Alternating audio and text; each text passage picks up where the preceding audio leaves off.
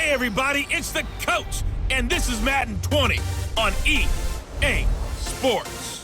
Straight ahead, we've got a terrific matchup on tap between the Atlanta Falcons and the Minnesota Vikings.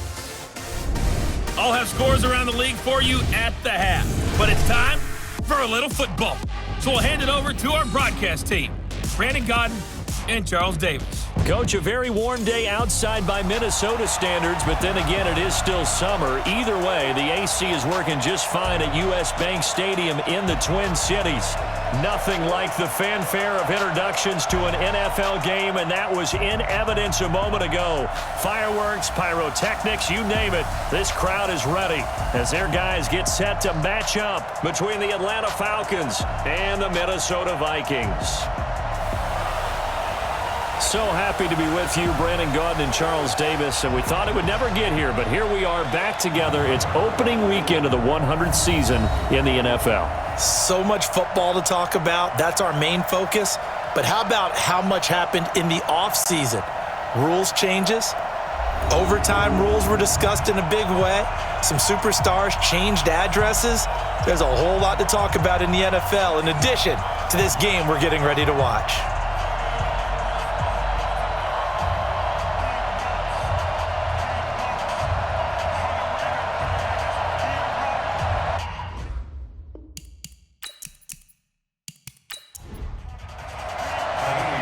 So here's KIFL Fairbairn to do the honors. And we are underway from downtown Minneapolis. This one fielded at the 5. And a pretty good return here. He'll be stopped just shy of the 25 at the 24-yard line. So here come the Falcons now to get the football for the first time. They'll be led out by their enigmatic quarterback, the Heisman winner from Baylor. It's Robert Griffin III. I think sometimes when you've had some rocky days as a starting quarterback in the NFL, people start to focus in on what you can't do or what they perceive you can't do.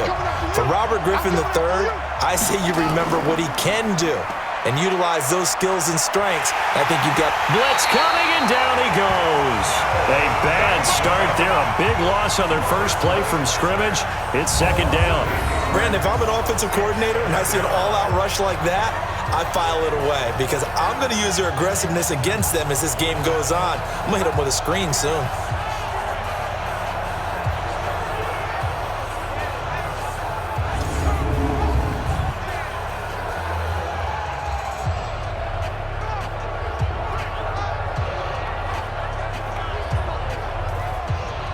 Got to imagine the pass rush will be equally intense here on second down following the sack. It's 2nd and 18. Now it's Griffin. Forced out to his left. 6 yards there off the scramble, but it'll still leave him with a third down. And this opening drive not going to plan. This is now 3rd and 13. From the shotgun, Griffin. And he's caught on the sideline, but he's not going to have a first down. They say he was out of bounds, so a big call there that brings up 4th. So the defense able to get off the field here on 3rd down. And it's one of the goals of the game. They've got to be effective on passing downs. It's one of the few things defenses chart. How did we do on 3rd down? That's a nice start for them in this one. So on 4th down, on is the punter, Pat O'Donnell, to kick it away.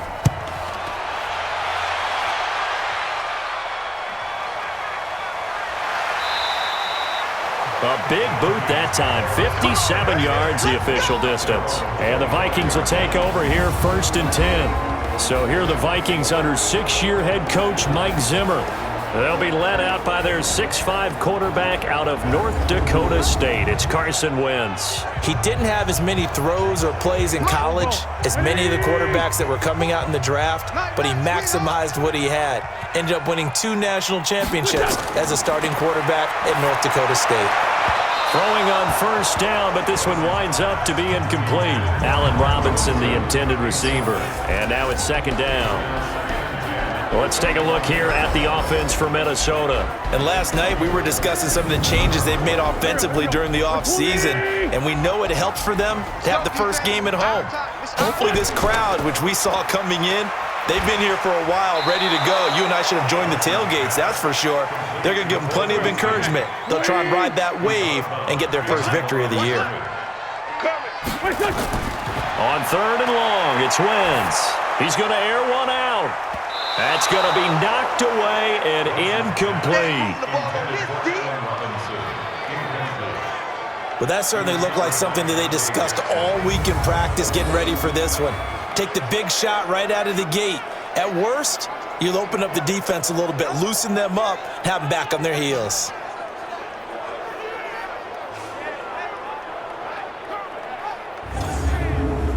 On 4th down, out is the punter, Cameron Johnston, to boot it away.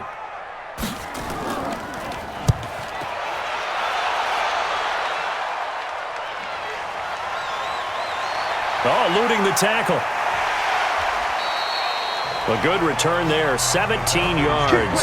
And the Falcons will be taking over 1st and 10.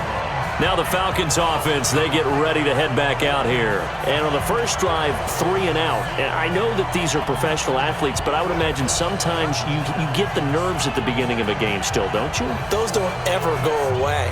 And typically what I've heard from guys and what I remember from playing, if you don't have nerves at the start of a game, it's not going to be a great day for you. You're not really ready to play.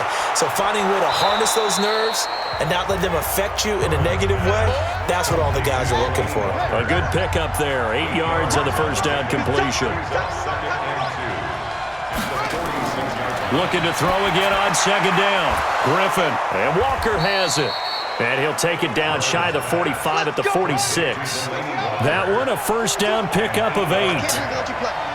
Back-to-back good plays have them on the move on 1st down. They run with a former Viking and Raider. It's Latavius Murray.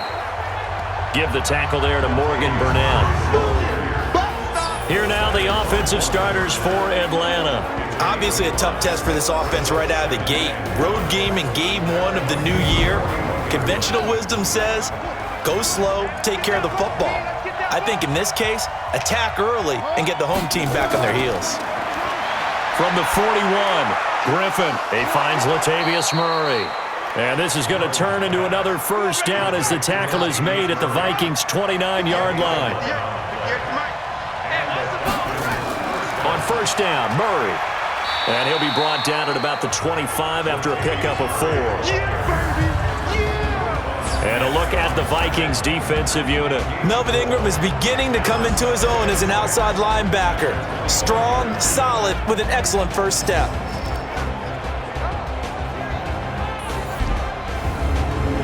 Following the pickup of 4, here's 2nd and 6.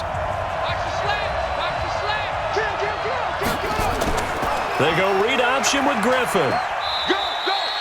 Just a couple on the pickup there, and now it's 3rd down.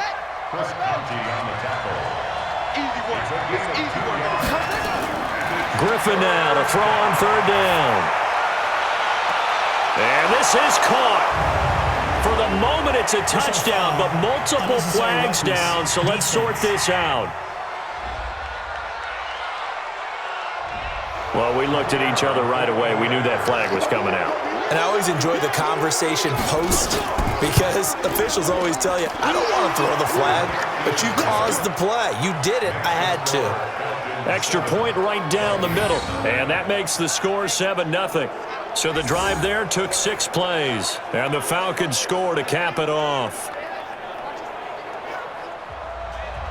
Out is the kickoff unit as they run up and send this one away. This is fielded a couple yards deep. And he'll take this up past the 20 and down at the 22-yard line. The Vikings offense now, they get ready to head back on the field. And the last drive, their first drive, 3 and out. What changes here, if anything? I think it's making sure the guys that you trust the most with the ball, the biggest playmakers you have, that they touch it on this possession and try and get things moving. So get it to the horses. Without a doubt. They're the ones that typically end up in the end zone. Now he's tackled a yard short of the marker. Good gain of 9 on first down.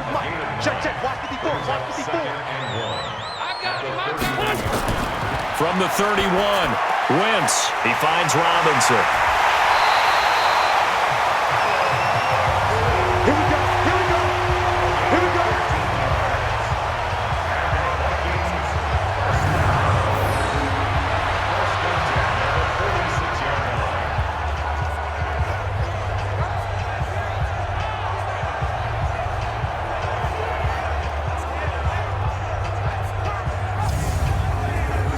back-to-back good plays have them on the move on first down. A first down carry for Smith. And he got blown up, losing yardage on the play back at the 44. Now that sends him 2 yards in the wrong direction and leads to second down. I like the strategy. Extra tight ends, extra beef. They want to run the football, but that means they probably want to run it inside. If you get strung out on the perimeter, you're in peril. Yeah, we saw the result, negative yardage. Here we go. 180. I'm on.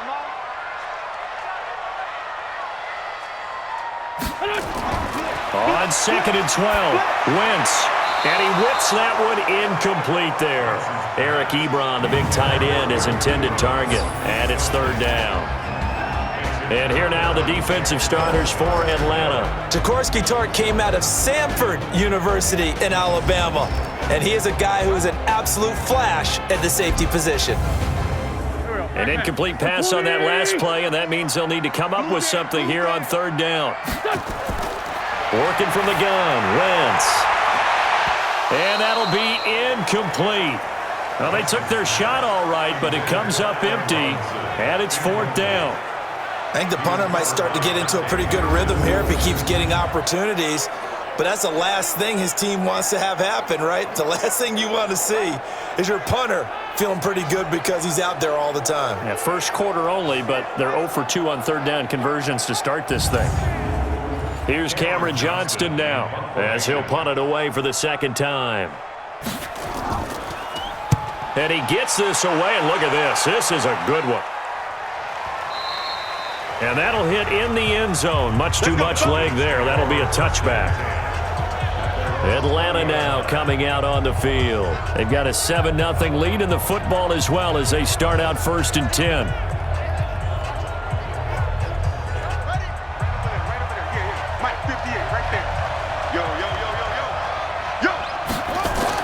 Now Griffin on first down. Got a man. It's Patterson complete. And he'll be upended after a gain of 5 up to the 25-yard line. 5 yards on the catch there brings up second down. Play action. It's Griffin. Well, these two teams, the Falcons and the Vikings, have met 30 times since the Falcons' inaugural year in the league back in 1966. And the Vikings winning 19 of those games, but maybe the most memorable game between the two was a Falcons victory. That was in the NFC Championship game back in January of '99. Gary Anderson missed a field goal to potentially win it at the end of regulation, and then the Falcons would get the victory in OT 30-27, and they were off to the Super Bowl. Off the play fake. Here's Griffin. And this will be incomplete. Physical play on the football there, and it's second down. So after the incompletion on first, now 2nd and 10. Throwing again. Griffin. Throwing over the middle, and it's incomplete. So back-to-back incompletions, and that has them staring at a 3rd and 10. Griffin will throw again. And that will be incomplete.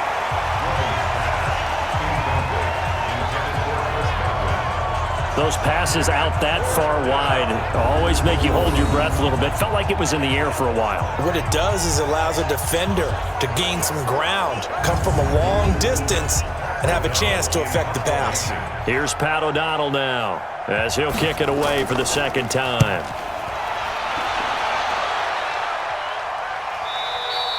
And this will hit just beyond the goal line as it's into the end zone for a touchback. Now the Vikings offense works their way back onto the field. They've had it twice. They punted twice. Not the start they were hoping for. Not at all, and let's face it, every facility we visit, everyone talks about converting on third down, how big that is. In this situation, they've had to punt it away twice, so they're furiously going over things on the sidelines. What do we need to do to pick up a first down and change our momentum? All that, and it only nets them a yard. It's second down. 2nd and 9 now from the 21. On play action, it's Wentz. Oh, he got position on him, and he pulls it in. And he'll have it past midfield almost to the 40 before being taken down. The big gainer there on the catch and run, 37 yards. Well, we spent a lot of time exalting the offensive masterminds in this game, right? They draw up these beautiful plays. They look so perfect up on the board. But occasionally, sometimes you just say, throw it up and let him go get it. How about that play?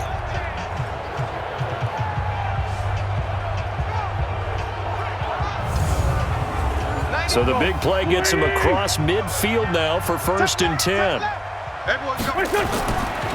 Now Ito Smith. He'll fight forward for a couple down inside the 40. The last run got a here, 2nd and 8. Wentz now to throw. And this one caught by Beasley. A first down there on a pickup of 25.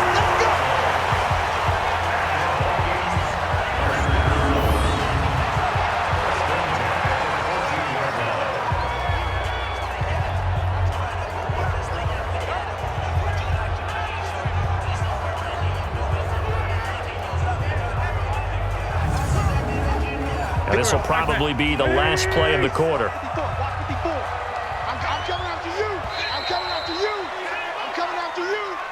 After one, 7-0 on EA Sports. Second quarter now from Minnesota. It's the Vikings in possession of the football as they've got it with a 1st and 10. First red zone chance now for the Vikings. It's 1st and 10 at the 14. They'll run it now with Smith. And he's brought down just outside of the 10 at the 11. It's a pickup of 4, and it'll bring up 2nd down. On 2nd down now, it's Smith.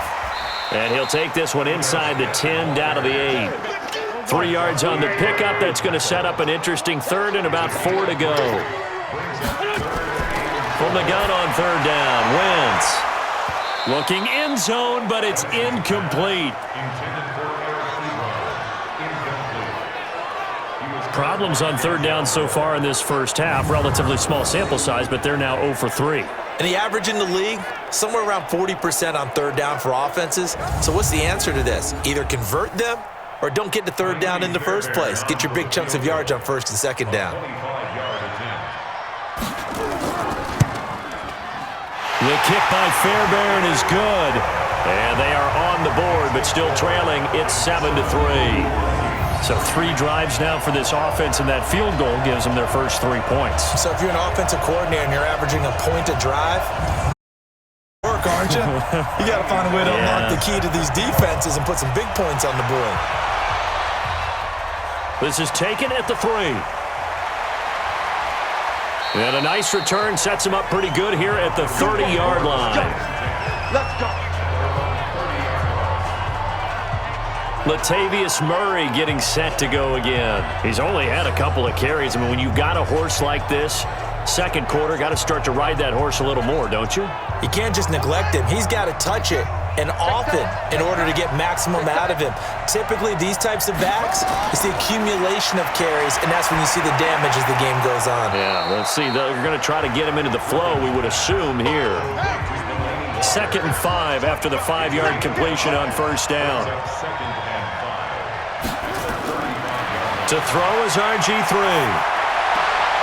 Throw left side complete. That's Murray. And he will lose yardage back to the 34-yard line. It'll be a loss of a yard, and just like that, it's 3rd down. That play was well covered. Just tried to check it down. Unfortunately, not able to find any yardage on that one.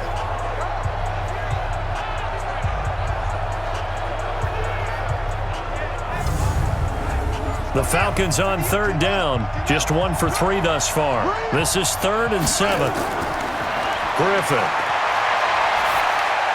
Finding his safety valve here. That's complete. And they'll get about 3 yards short of the first. It'll be a 3-yard gain, and that'll bring up 4th down. So much about this game is just understanding situations and then having to execute, isn't it? Guard the first down sticks. Don't let them get there. And they rallied and made the tackle. Here's Pat O'Donnell now as he's on to punt for Atlanta. The Vikings turn up the heat and they block it. It's picked up, and this is a live ball, remember. And he's going to score. It's a Viking touchdown. In for the score. And the Vikings have taken the lead. Partners, you well know every block punt wasn't necessarily a called block. Sometimes the guy just finds his way back there. Doesn't matter. The play happens, and that one turned into 6 points because they handled it so well after the block.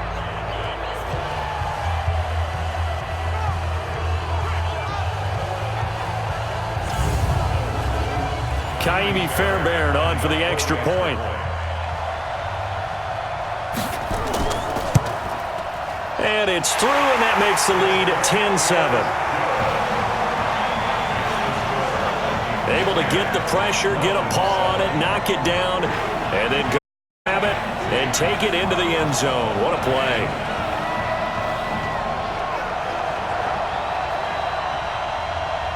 So after the touchdown, here's Fairbairn now to kick it away. Fielded about a yard deep.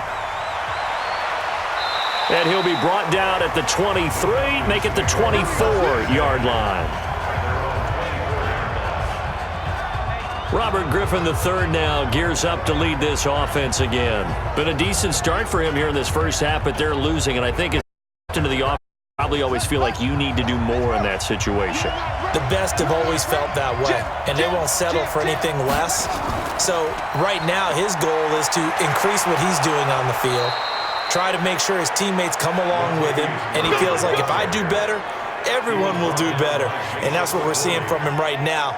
Got to have a little extra determination. Yeah, the little extra determination. He has thrown the touchdown pass. No interceptions for him personally to this point.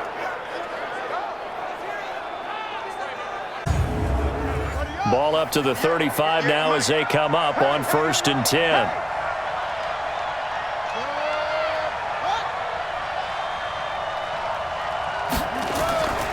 They run with Murray. And this defense not giving him anything there. Maybe a yard up to the 36.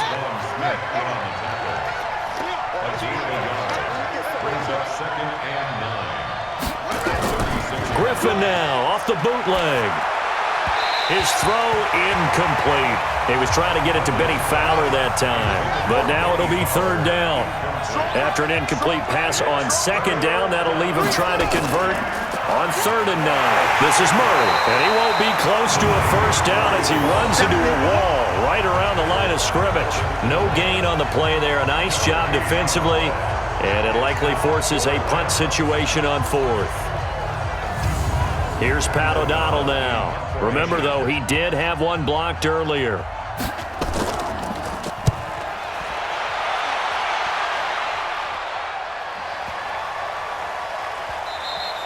And that'll hit at the 5 and go into the end zone for a touchback. Now Allen Robinson and company gearing up to go again on offense. 2nd quarter here, he has only one catch, but they have the lead. You got to think, though, he's going to be more involved at some point. That's what you would expect, but sometimes what defenses do to take away a player of his magnitude, it costs them in other areas. And right now, with them losing, they may have to change their focus, and maybe he will open up a little bit more as the game goes on. Yeah, well, so far, just the single catch. From the 22, here's 2nd and 8. This is Smith. Give him 3 yards, and now they're left needing a conversion here on 3rd and 6.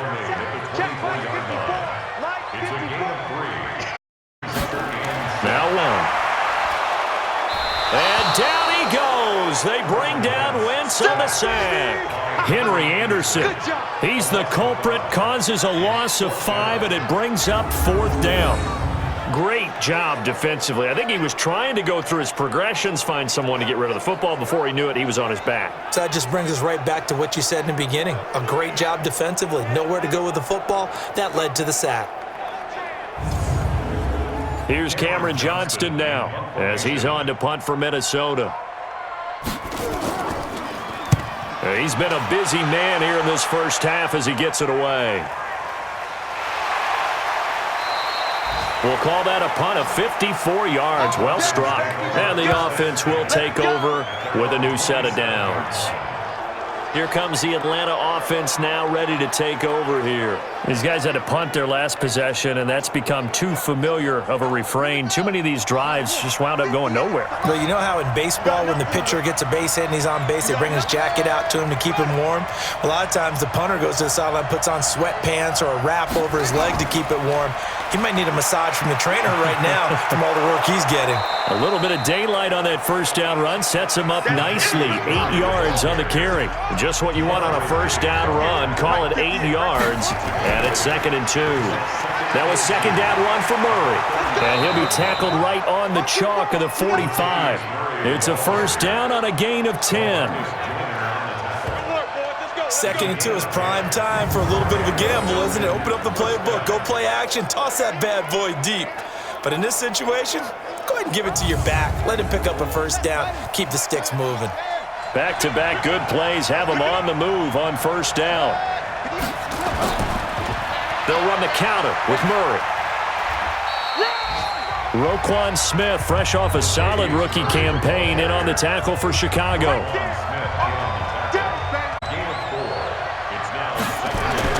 From just shy of midfield, Griffin. That's complete to his receiver, Godwin. 6 yards is the pickup, and that'll lead to a third down. 2 minutes remaining in the first half, 10-7, our score. We remind you that coming up in 2 minutes, we'll again head down to visit with Jonathan Coachman in Orlando, back for a year. He'll have scores from around the NFL here on this opening weekend. A throw over the middle, taken in. It's a gain of 8, and it'll wind up moving the chains. Got to say, I was a little surprised to see him, Charles, come out in the shotgun on 3rd and less than a yard. Yeah, but the way the NFL is nowadays, we hardly ever see anyone really run for it on short yardage, so they're going to throw the football more times than not. That was a nice, easy rhythm throw right there, and they pick up the first down.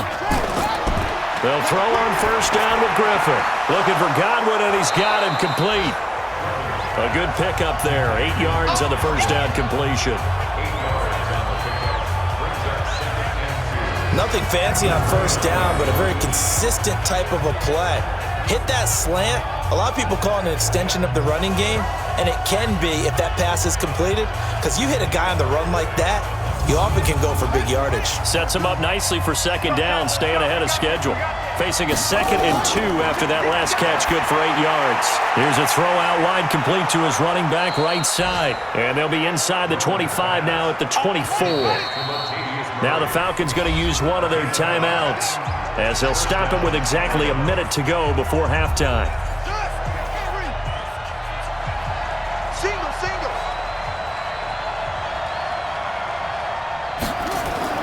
On first down, Griffin. And he'll complete this one to Patterson. The Falcons going to use the 2nd of their timeouts, as the clock will stop with 55 seconds to go until halftime. Able to get 7 on that first down pass play. 2nd and 3. Throwing again, Griffin. And that one finds the ground, breaking a string of 5 straight completions. And it brings up 2nd down. No, third down. Once again, Griffin. And that is incomplete.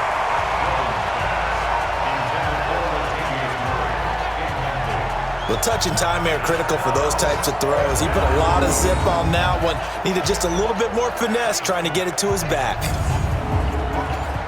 So with 4th down looming, Dan Quinn sends out his field goal unit. From the left hash, this from 34. And his kick is right there. It's good, and that will tie things up as we head toward halftime. So the field goal there caps what winds up to be an 11-play drive. Well, partner, that's a lot of offense to run there to only get 3 points. So I just wonder, are they going to recycle those plays because they were successful in getting 3? Or do you go to another section of the playbook trying to find ones that get you into the end zone and get you 6? This fielded a few yards into the end zone. And no run back here. This will be a touchback, and it comes out to the 25-yard line. The Vikings offense now heading out to take over. And we're under a minute to go here in what's been an even first half, all tied up. Yeah, still time to make something happen, too. Couple completions, you string them together, could get into field goal range. Let's see what happens. Check. Watch 54. Watch 54. And here we go. Watch the pass. Watch the pass. They'll start on the ground. It's Ito Smith. And they're able to get this one across the 35. The Vikings going to signal for the first of their timeouts as they'll stop it with just over 40 seconds to go in the first half. So here's a 1st and 10 at the 38. From the gun, it's Wentz. And that's going to be incomplete. Too tough to hold on to that one. It's 2nd down. They work again from the 38 on 2nd and 10. Wentz going to throw. This is caught by Robinson. And he'll be stopped right at midfield. Now the Vikings will use the second of their timeouts as they'll stop it with a little over 30 seconds to go in the first half of play. They go play action here on 1st down and nearly picked off. Surprising to see a defender of his caliber let it get away, but it does get away and it's 2nd down. It's been my observation there's been a nice variety of play calling defensively. You and I often talk about an offense's ability to keep a defense off balance with what they're doing. I think the converse has been true in this game. Yeah, I think you're right. They seem to have gone off tendency quite a bit, but only the 2nd quarter, a lot of time to change things. Now a timeout signaled for, and they'll get it with 10 seconds to go before halftime. So even though it's 1st down, here's the field goal unit on now to try to get 3 before halftime. He hit his first. Now this one from 48 yards away. The kick by Fairbairn is good. And they will take the lead at 13-10. So a big play before the end of the half to get him into this spot, and they cash in with 3. How about the 1-2 to the solar plexus on that one? The big play, the field goal, not much time left on the clock. That's the way to go into the half. This one fielded at the 5. And a nice return sets him up pretty good here at the 30-yard line. Try to get one more in here before the quarter breaks. Let's go, D. Final of the half. It's Griffin going deep for Walker. And that'll wind up incomplete. Try to give his man room to run under it, but it's 2nd down. So we are at halftime here in the opener of the 2019 regular season as we send you down to Orlando where Jonathan Coachman has our EA Sports halftime report. Coach. All right, Brandon, thanks very much. And welcome back to football, everybody. We've got a full slate of 16 games here to start the new season. So let's take our first trip around the NFL.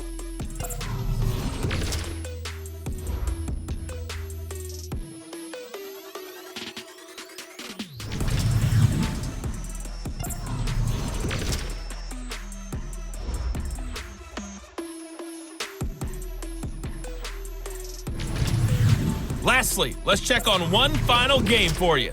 And you can see they are scoreless as they play the 2nd quarter.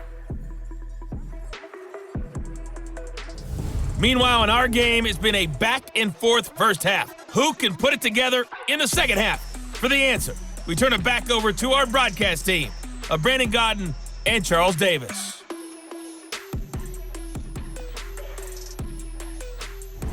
Thank you, sir. A field goal separates these two teams as we come back for this 2nd half. We'll see if week 1 fatigue becomes any kind of a factor as we are back underway in the 2nd half. We play to win. Let's go. Out come the Vikings. They'll have it first on offense as we begin the 3rd. They have the lead. Now they'll be looking to extend that lead. And this is where I enjoy talking about one of my favorite subjects, tendency breakers, or counters as I also like to call them. You've done things in a certain way in the first half, and they've had the ability to see what you've done. They're going to make their adjustments. So guess what? You adjust yourself and try and stay ahead of the pace because you are looking for some separation in this ballgame. The adjustment to the adjustment. Without a doubt. Show them one thing, hit them with something else. Looking for a seam, but finding none. He'll get back to the line of scrimmage, and that's it. Big play coming up. Here's 3rd and 10. I would expect to see some pressure here. The pressure drops off as they'll look to throw. Ebron's got it. The completion there winds up a wash, and it'll bring up 4th down. Pass complete, but no gain. No yards. Yeah. So you file that as unsuccessful. Yeah, you do, don't you? Except on the stats, throwing the ball, Get a completion. you get a catch, Yeah. but still No yardage. Okay. Here's Cameron Johnston now. He's been terrific so far.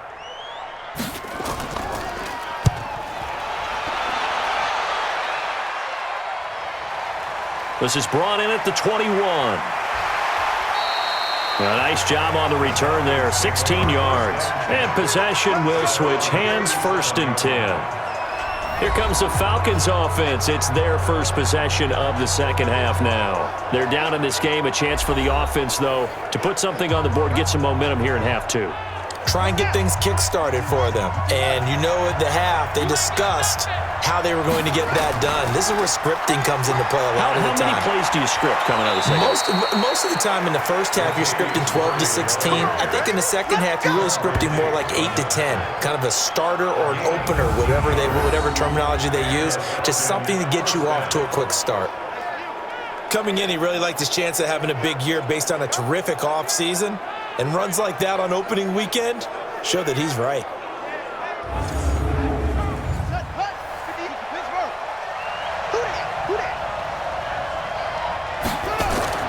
On 1st and 10, it's Griffin. And he'll hit his tight end, Walker.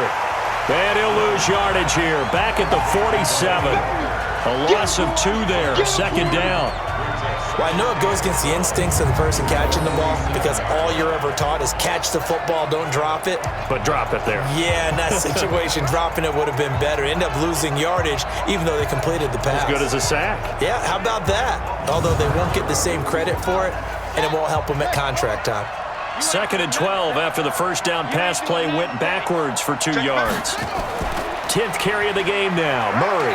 He'll get 3 up to midfield. An extra defender in the secondary for the Vikings here on 3rd down. From midfield now, here's Griffin. And the throw there going to be incomplete.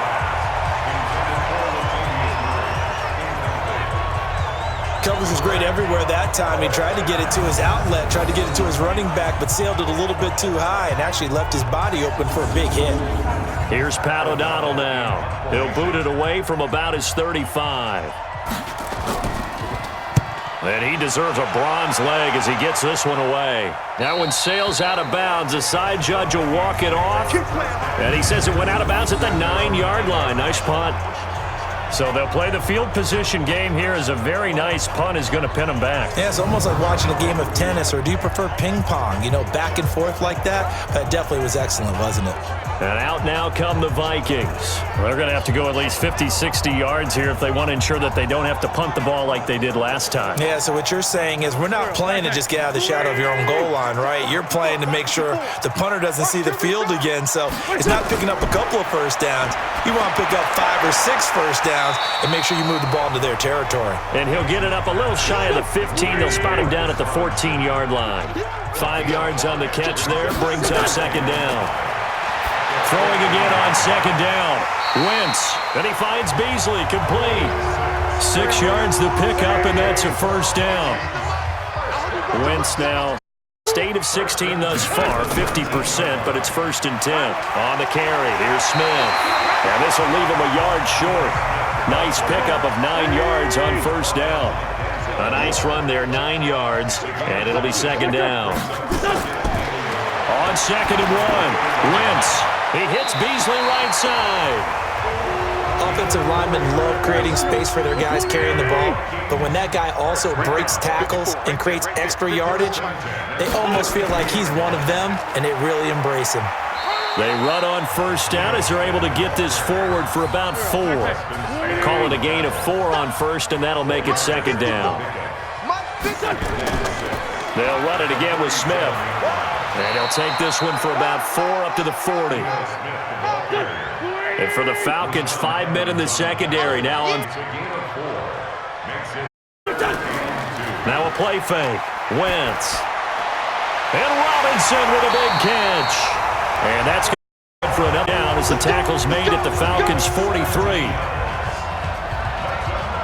I don't care how many times we see it. I still get a kick out of watching quarterbacks and receivers do the pass tree in pregame warm-up. But I always remember that when we go to practices, we see that after practices as well. They really tune it up, don't they? They tune it up. They know why they do it for these situations. First down. And they build that trust, and that's why they're able to find him in this type of a situation. Wentz now 6 for 6 since coming back out of the locker room. 10.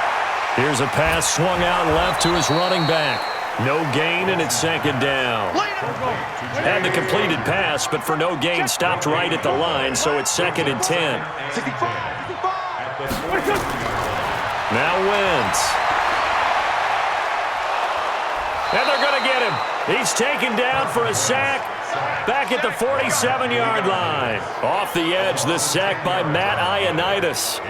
Well, nothing takes a start to have a good drive. Quite like a big loss on a sack, does it? Now they're looking at a 3rd and long, and suddenly the momentum shifted to the other side of the football. And old Mo is a very, very fickle man.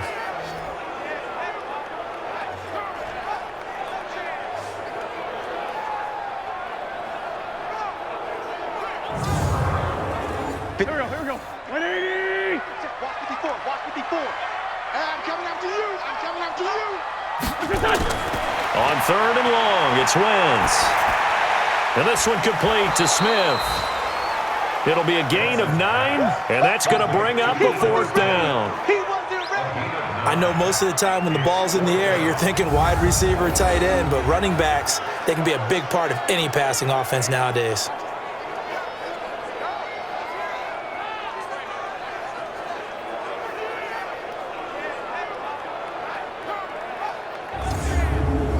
Here's Cameron Johnston now, as he's on for the 5th time here today. No returning this one. It sails out of bounds, and they'll spot it right at the 20. Atlanta now coming out on the field. And a tight after punting last time. See if they can get something going on this drive. As they head to the field now, with the game this close, you've got to feel there's a sense of urgency for them going on offense right now. But they have to do it without letting panic creep in and affect their play. They'll try and get the running game going here with Murray. And he'll be brought down somewhat awkwardly here, and a late flag as well. I think this one's going to be a face mask.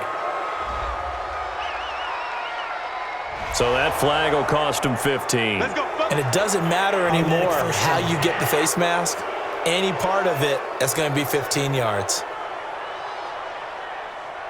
About set to begin their next drive, the Falcons offense at the line. And here we are almost through 3 quarters of play, and this passing game still has not really found any kind of rhythm. Put it mildly, because they're not even over 100 yards yet. And in today's NFL, where it's a pass-first league, that is quite surprising. Not many teams patient enough to stick with the run. Everybody wants to advance the ball through the air. They've got to get their timing back. It'll be a pickup of 8 on the screen, and it sets up a 3rd down. These guys have punted 4 times already, and they're staring at a 5th, barring a conversion here on 3rd down. And he's going to run into a brick wall right in the middle of the field, and I don't think he got there.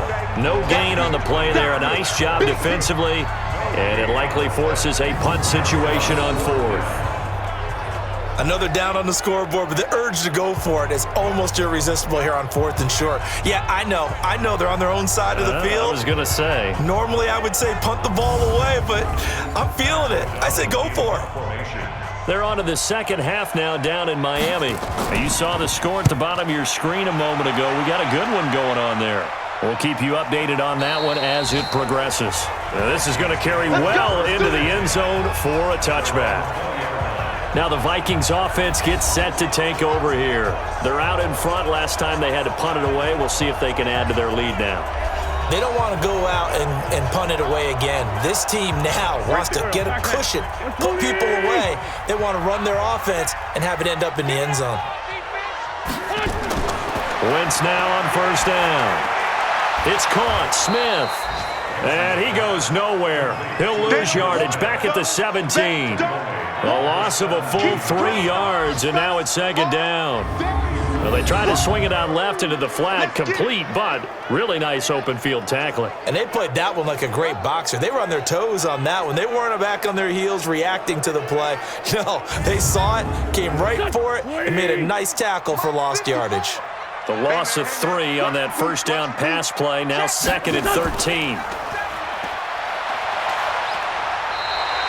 A good pickup. They get 8, but it's 3rd down now. We are through 3 quarters here on NFL Kickoff Weekend. We'll return with more after this. This is the NFL, and it's on EA Sports. The Vikings on 3rd down. It's been a problem. Just 1 for 7 thus far. This will be 3rd and 5. Shotgun now for Wentz. And he connects with Ebron.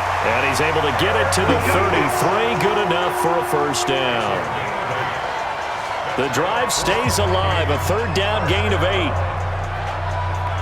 Tell you what, he's been able to put the ball in some tight spots all game long. That throw, no different. Yeah, a lot of people would call it a gutsy type of a throw. I think he looks at it as, I can do it, so it's not that big of a deal to me, and I'm going to keep firing. Just week 1, but already plenty of intrigue with the games going on, and this one no different as we come up on a 1st and 10. Throwing is Wentz. And he hits his tight end, Ebron. And able to get this one across the 45 before he's brought down. They get 14 there. First down, Vikings. On 1st and 10, here's Wentz. That's complete to Smith. And he'll be down at the 46. So they go from 146 to the other on a pickup of 8. Facing a 2nd and 2 after that last catch, good for 8 yards. They'll tussle for it, and this is going to be caught. So signs of life in what's been a dormant offense in this second half. Here's 1st and 10. They'll run it here with Smith. And only able to get 2 here. Stopped at the 30.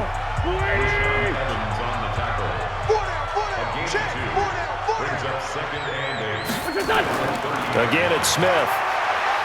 And he'll be brought down at the 21, just shy of the 20 in the red zone. Starting to feel a little to me like the air is coming out of the balloon, so to speak, defensively. They're taking their will from them right now. That's what they're doing. Whatever they want to call, it's working.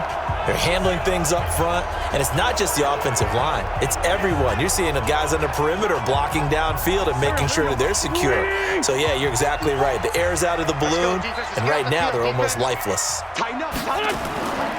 On 1st down, it's Smith, and he's going to get this one down inside the 15. A good run there on 1st down, and it'll leave him with a 2nd and 2. On 2nd and a couple, Wentz, and this one caught by Beasley. And he's going to be brought down just shy of the 5 at the 6. That one a 1st down pickup of 8. They'll try and run for it on 1st and goal. And that'll get him halfway there as he takes it from the 6 to the 3-yard line. Smith is the lone man in the backfield here as they get ready for 2nd and goal. He's going to get it running right. And he'll get blown up behind the line of scrimmage, back at the 6. That's a big loss of 3, and it brings up 3rd down. Now, obviously, that's some good work there defensively, being able to stop them and bringing up a key 3rd down.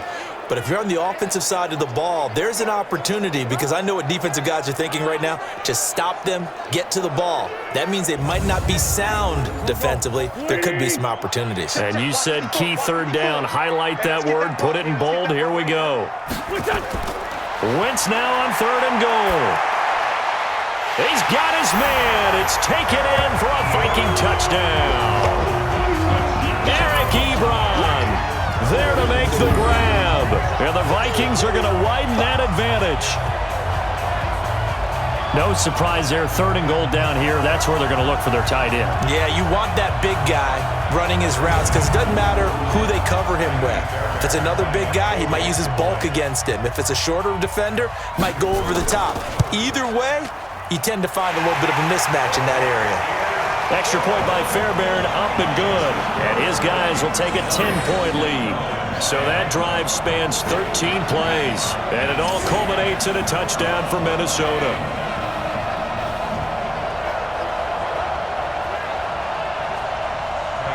So after the touchdown, here's Fairbairn now to kick it away. This is taken at the 3.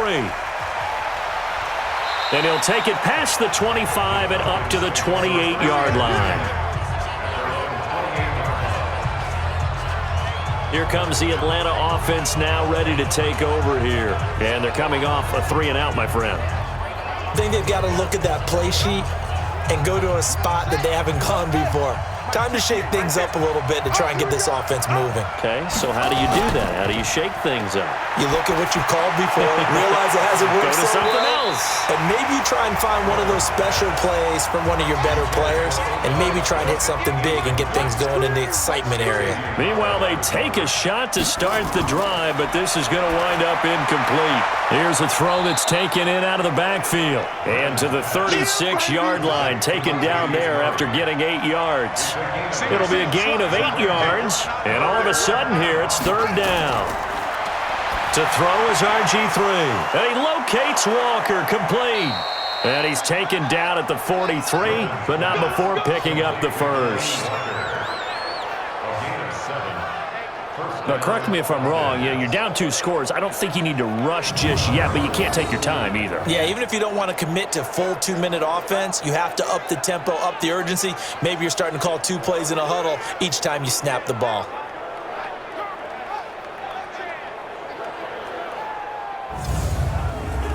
Clock running, under 4 to play now as they come up on 1st and 10. Throwing again, Griffin. Going with a screen for Murray.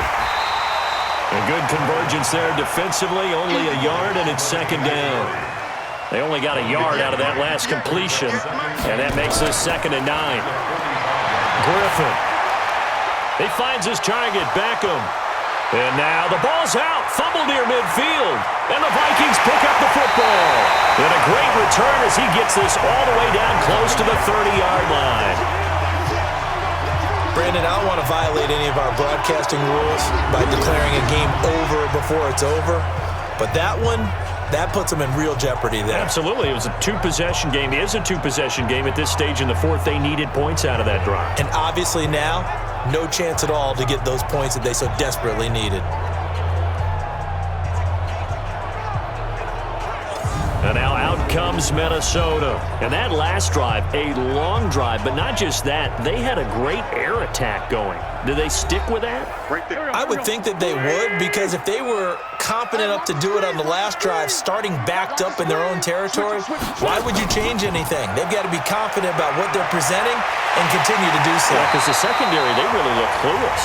And that was amazing because that drive went and went, no adjustments, and no big plays by the defense to knock the ball away. He's still rumbling, isn't he? Still looking fresh in this one despite the heavy workload. But you and I both know, well-conditioned, and he did tell us that he thrives on being at his peak late in ball games. Here we go, back man. 280! 54!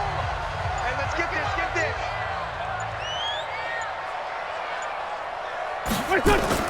They keep it with Smith on 1st down. And he'll get this one down to about the 17. It was Justin Houston who got him down. 2 minutes left to play in this football game here on EA Sports. So the Vikings in possession of the football as we get you reset. And no doubt what they're looking to do is just salt away the final couple of minutes and escape with a win. And he's wrapped up, taken down, back at the 25. And now with 1:52 to go, we get another pause in the action. A timeout here defensively. 120! Mike 5-4, Mike 5-4, Mike 5-4. Check Mike, check Mike. On 3rd down, Smith. The Falcons going to use the 2nd of their timeouts as they'll head to the sideline and talk over what to do next. So on 4th down, out trots the kicker in a big spot here. From the right hash, this from an even 40 yards out. Fairbairn able to put this one through. And that will stretch the lead up to 13. So they settle for just the 3. But clearly right now, anything helps trying to salt this one away in the Without a doubt, obviously a touchdown probably would have been the final nail to finish this thing off, but it's still ate up time, got points, so while it's not mission accomplished, it's darn close. This will be taken in at the 1. And he's up across the 25 and down at the 28-yard line. Let's go! So all eyes on the Falcons. Down on the scoreboard. 1:40 remaining. It's been a struggle to score all day, and now they need to do it twice here late to have a chance.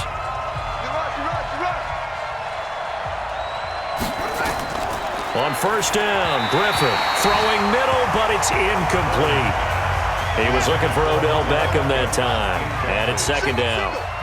So now they'll come up on 2nd and 10, once again from the 28. Now a throw downfield is taken in by his running back. And they work this well upfield across the 45. That one a gain of 20 and a first down. Now it's Griffin. Now he'll dump it underneath to his running back, complete. And we've reached the 1-minute mark in this game. To throw again on second down. Griffin, and Walker has it. And the stop here will come at the 38-yard line. Griffin, 7 yards there and a first down. And that is incomplete. He couldn't hold on through the contact. Brings up second down. An incomplete pass on first down. That leads to a 2nd and 10. Here's Griffin to throw. And the pressure getting to RG3. Falcons going to use their 3rd and final timeout as they get it with just 19 seconds left on the clock.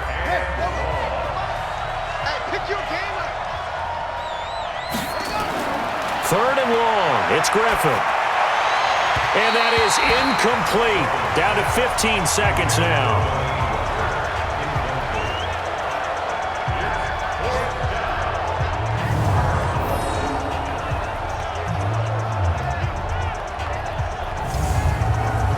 All right, they're going to try and keep hope alive here on 4th down. They're going for it.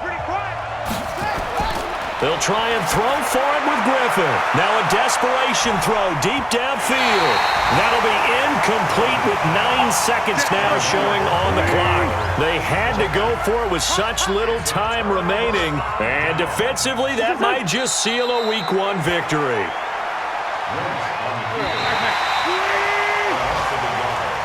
So the final seconds have ticked away in this Minnesota victory. And, partner, I must say, good to see you again. Been too long. And it's good to have football back, isn't it?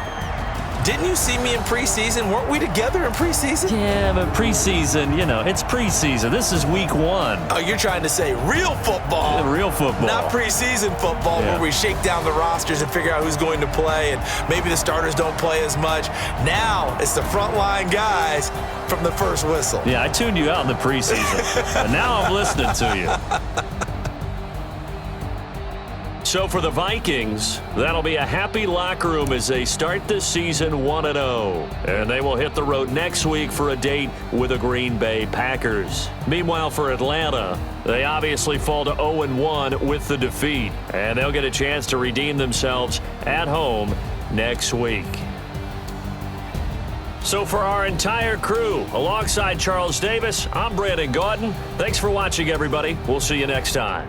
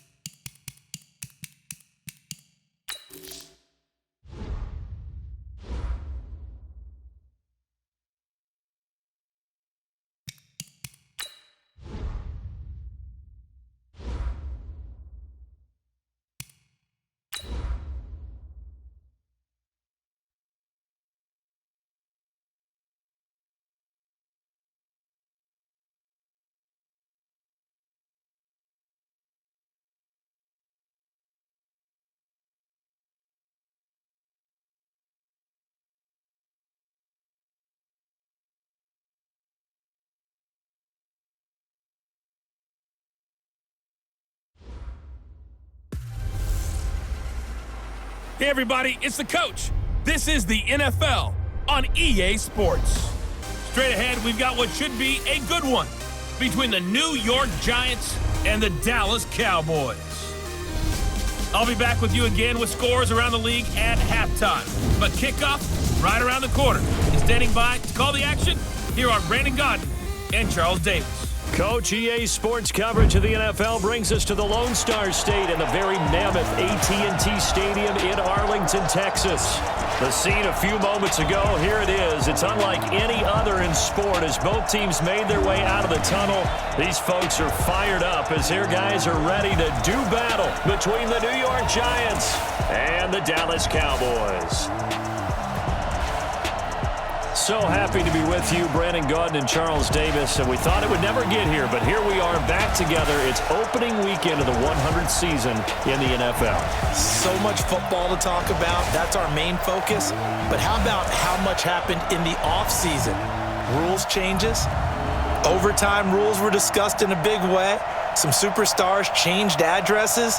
There's a whole lot to talk about in the NFL in addition to this game we're getting ready to watch.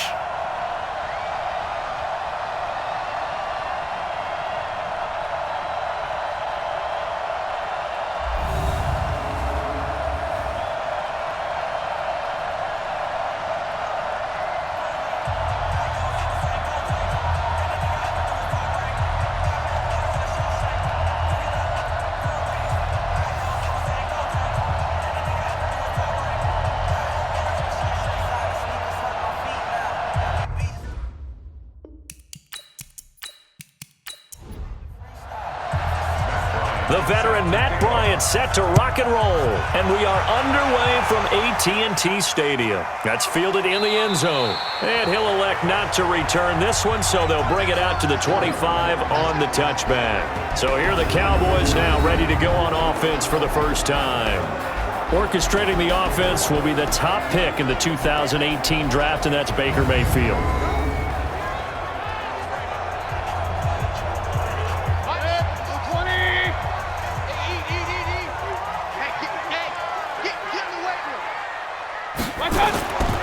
Now a man closing in on 15,000 career rush yards, Frank Gore.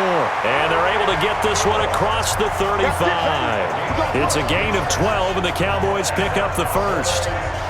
And that's a run that'll energize an offensive line. They'll take that one all day long. Fundamental breakdown by the defense. You've got to be able to make plays on the edge.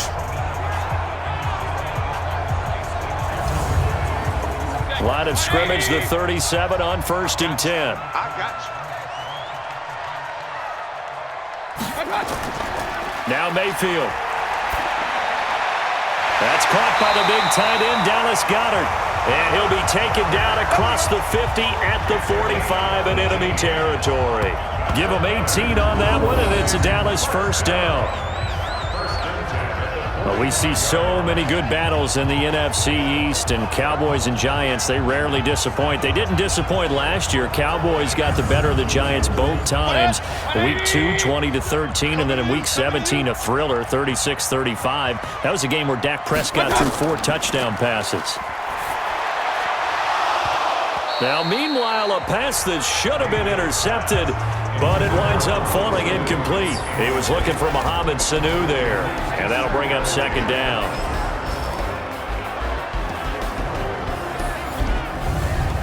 Good. 180. 27. All day, baby, all day.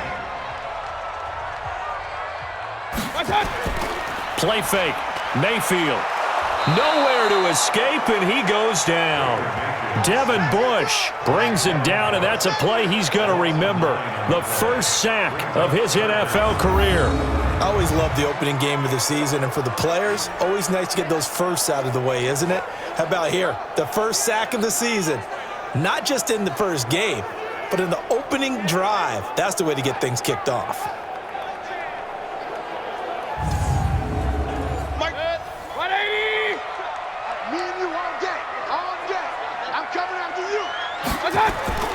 Third and long for Mayfield. And he fires one, but incomplete. That's a pretty good opening possession defensively. And you know the goal is to make something of a statement, especially on the road with your first defensive possession, isn't it? Go right out and establish yourselves and let them know this is going to be tough going all game long. On is the punt team now as this one's sent away. And a great job on special teams to down it, as this will be marked out inside the 5-yard line. That is how you flip field position. That's an absolute bomb of a punt. Downs it inside the 5-yard line. Absolutely ideal. From that position, you're hoping to get it down inside the 15, inside the 5. Superb. New York set to take the field. And they will start this drive with just terrible field position, backed up inside their own 5. But we have seen teams be bold here and take shots, right? Sometimes you go max protection, make it a one-receiver route, and take your shot downfield and see what happens. And occasionally, we've seen success occur. Call it no gain on the play, and it'll be second down. On second down, here's Mixon. And he'll get this up past the 5 to the 7-yard line. 4 yards on the pickup there as they get it back to a more manageable 3rd and 7. On third down, it's Prescott. Well, if you're a football guy, that's a pretty run because everyone is in sync right there. Obviously, the guy carrying the ball, but how about the people up front? Leverage, athleticism, they created some nice space for him. And a nice start there to the aerial attack to pick up the first. And I think preseason is officially over now. Getting into the groove of the regular season, that's a great way to get started. First drive of the season, what a nice completion. So still backed up, but the situation not as dire now. 1st and 10 at the 14. Now Joe Mixon fighting through it. He's got space. And they work this well upfield across the 45. It's a gain of 34. You were telling me this yesterday. This is exactly what they want to do on the opening drive, establish the ground game. Yeah, remember our conversation? We were talking about what one of the GMs in the league has told me repeatedly. It's a big man's game, and it's not necessarily size. He's talking about playing some big boy football. Line up, get leverage, knock people back, and establish the run early. The big play has them all the way out near midfield for a 1st and 10. The second-year man from USC, this is Ronald Jones. That's over 40 yards of movement with those last 2 plays.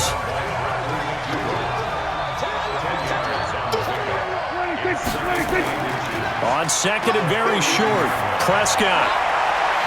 And that'll be incomplete. Took a pretty good shot as he tried to pull that one in. Couldn't hang on 3rd down. Could be 4-down territory even if they don't get this, but they need just a few inches here on 3rd. And he will have a 1st down here at about the 40. We play to win. Let's go. Nice job keeping that opening drive alive, and they're in plus territory, that part of the field where you really want to convert on 3rd down. They did. Big-time pickup for them, and now I think the aggressive play callers think to themselves, this part of the field, I take my shot at the end zone, because the closer you get to the end zone, the field gets condensed. Makes it a lot tougher to run those routes. You still got a chance to actually run past people right now. Take your shot at the end zone early in the down and distance count. Now the throw pulled in by Anderson, and he's got this down almost to the 20 before he's dropped. Give him 18 there, and the Giants have a 1st down. Prescott, of course, the former 4th back in 2016, started all 48 games in his first 3 years in the NFL, and now making start number 49 to kick off 2019. 58. Mike, 58 right there. I'm here all day. Check. Mixon with a 1st down carry. And he's taken down after a gain of 3 as they move it from the 22 to the 19. On second down, Mixon. And he'll get this down only to the 18. And they insert their dime package, 6 DBs here on 3rd and 6. Expecting pass all the way. Looking to throw. Prescott toward the end zone, but that's going to wind up incomplete. They went with the dime look that time on defense, just flooded the field with defensive backs, blanketed everyone, took away all the passing angles, thus the incompletion.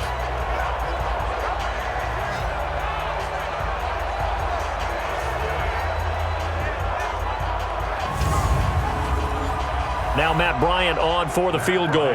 This one from 35 yards away. And Bryant's kick is good. And the Giants are off now to a 3-0 lead.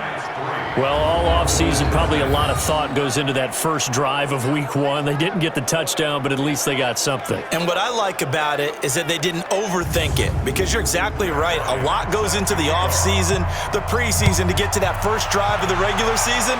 They went right downfield, mission accomplished, points on the board. And the decision to bring it out, a good one, as he's up a yard or two shy of the 30. And now Dallas gets set to take the field. They were forced to punt on their initial drive of the new season. Now they're ready to go as they begin again with a 1st and 10. Mike, 180! 55. Hey, keep it up. Check. Lucky. They'll try and start the drive here with Gore. And he'll get about 4 across the 30 to the 32. And the defense for New York. Landon Collins is built like your typical tackle-first safety, but he does have the ability to play the deep part of the field.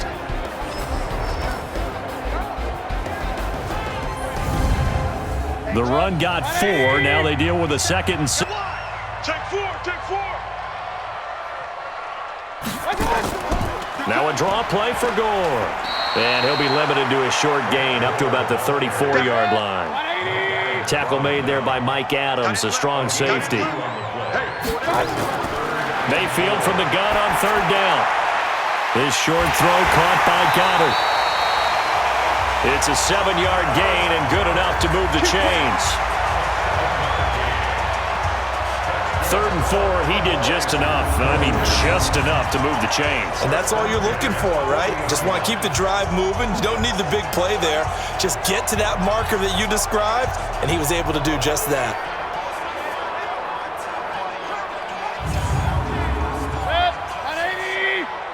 Quit talking about it and bring it. Mayfield on play action. Wide open receiver complete. And able to rip off a big chunk of yardage before being dropped inside the 40. A good pickup there at 22. The goal for any offense versus his own defense, find the holes where guys are available and put the ball on the receiver before any defender can step up and fill it. They did it well there. Perfectly executed crossing route. Around the NFL, an update from a game going on down in Tampa. And that one for the 49ers, now a 2-touchdown advantage. And we'll keep an eye on that one as our game goes along here. So here's a 1st and 10 at the 38. They run. It's Gore. And forget about finding a lane. He barely had time to look up before he was planted in the backfield. Plays like we just saw there. That's why they're up right now. And the defense, they're doing their job. Yeah, it starts with the guys up front. So when you talk with GMs who are putting together a team, a lot of them say we're going to build from the inside out, because if you control the line of scrimmage, you control the rest of the ball game, and that's what we're seeing here. They're actually playing in the offense's backfield, not necessarily just playing at the line of scrimmage. Now on 2nd down, this is Gore. And the lane closes up quickly as he'll get about 3 down to the 38. It's a gain of 3. On 3rd down, Mayfield. And he fires one that's intercepted. Picked up by Jalen Mills. And they have the football and will set up shop at the 33-yard line. Well, this is simply a great read by a defensive back. It's 3rd and 10, so he sits right on where the yard-to-gain marker is, knows it's going to be a route around that distance, makes his read, breaks on the football, and makes a terrific play.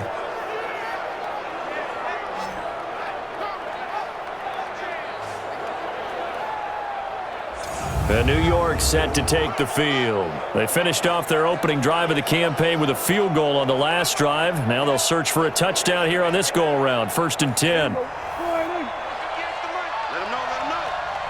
him know. Check out. Here's Joe Mixon as they start on the ground. And just no chance of turning the corner. He can only get back to the line of scrimmage. 2nd and 10 coming up. Throwing on 2nd down. Prescott. That's complete to his tight end. This is Lance Kendricks. And he'll be taken down as that will take us to the end of the first quarter of play. 3-0 after one on EA Sports. Giant football, and we're ready to begin the second quarter. They're looking at a 3rd and 6 here to start things out.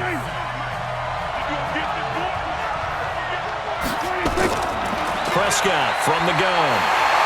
And the Cowboys' pressure gets there this time for the sack. The defensive end, Danielle Hunter, drops it. You think back to last year, Dak Prescott was sacked 56 times, second most in the league behind Deshaun Watson of the Texans.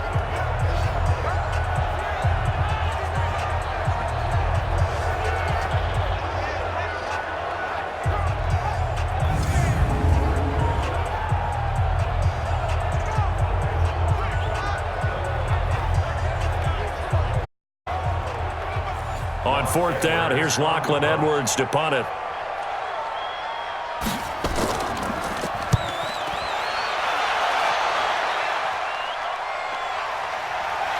Powers through.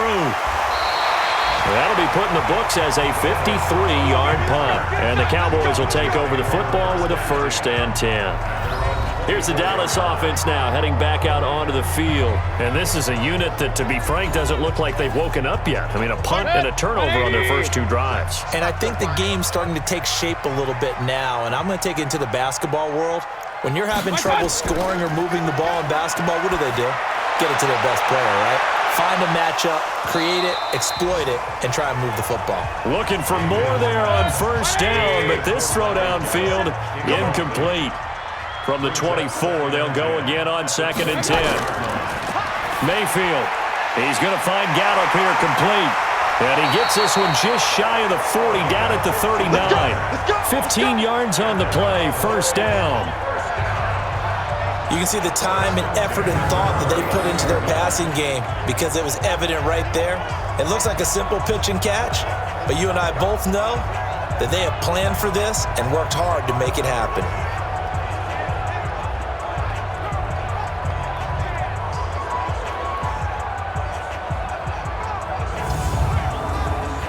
So from the 39 now, they'll come up on a 1st and 10. Throwing, Mayfield. Going to take a shot for Gallup. And that will be incomplete. Would have been a big hitter if they had connected. Instead, it's 2nd down. So now 2nd and 10 after the incompletion on 1st down. Now it's Gore. He'll get about 3 as he's brought down right around the 42. The Cowboys on 3rd down. Just 1 for 3 thus far. This is 3rd and 7. From the gun, Mayfield. And it falls incomplete after almost being intercepted. A pick there would have been great. The good news for the defense now, it's 4th down. Well, nearly another interception there. That would have been 2 drives in a row with a pick. He's got to start taking care of the ball way better than what we're seeing. Interestingly, that throw was probably worse than the one he threw the interception on last drive, but fell incomplete. And the punt team on now as this one's sent. Much too long. That's into the end zone for a touchback. Here we go. There again is the running back as he trots onto the field. A good job in the passing game, decent job in the running game, but really they've been more effective through the air. We'll see if that shifts at all as this goes on. Thus far, it feels like they're calling this game in reverse. Normally you run to set up the pass. Here it feels like they're passing, hoping to set up the run and be nowhere to escape, and he goes down. Cleveland Farrell in there to drop him, and that will go in the books as the first sack of his young NFL career. Congratulations, young man. One thing that I liked about this guy during the draft process was his motor. Of course, I loved his skills, but he plays hard on every down. And that motor on full display there as he gets his first NFL sack.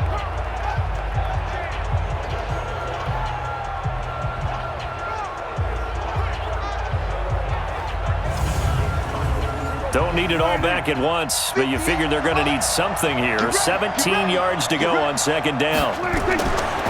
Prescott to throw it. Looking middle, and that's complete. And they'll get him down here at the 23. They'll wind up getting 10 back as that sets him up for 3rd down. Prescott from the gun on third. Firing quickly here, and that's complete. And he's not going to sniff the first down here. He stopped at the 25. 2 yards is all they'll get on the completion. It's 4th down. One hallmark of good defenses is understanding the game, understanding positioning, and tackling immediately in the secondary after catches. I think we just saw that on display right there. Got to him before he ever had a chance to think about turning it upfield. Here's Lachlan Edwards now, as he'll punt it away for the second time.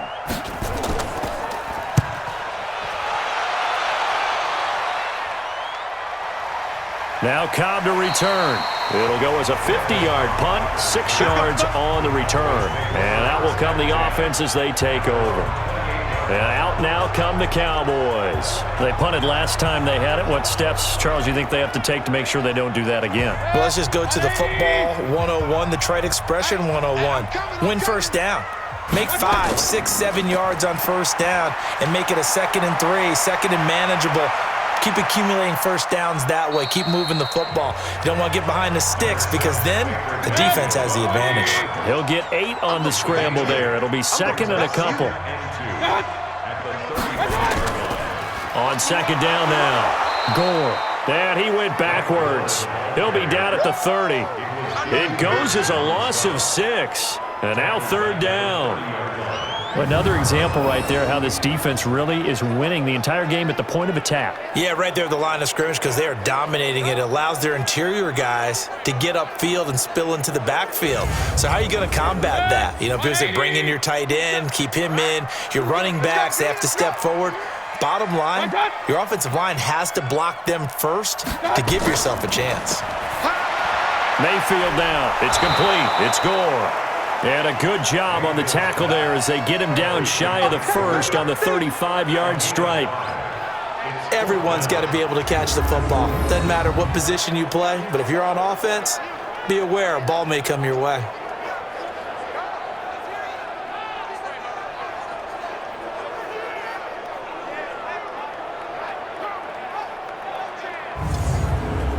Out now comes the Cowboys punter as he's on here to punt it away.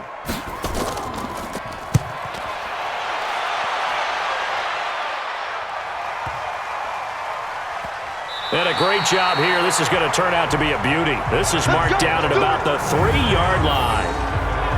That is how you flip field position. That's an absolute bomb of a punt. Downs it inside the 5-yard line.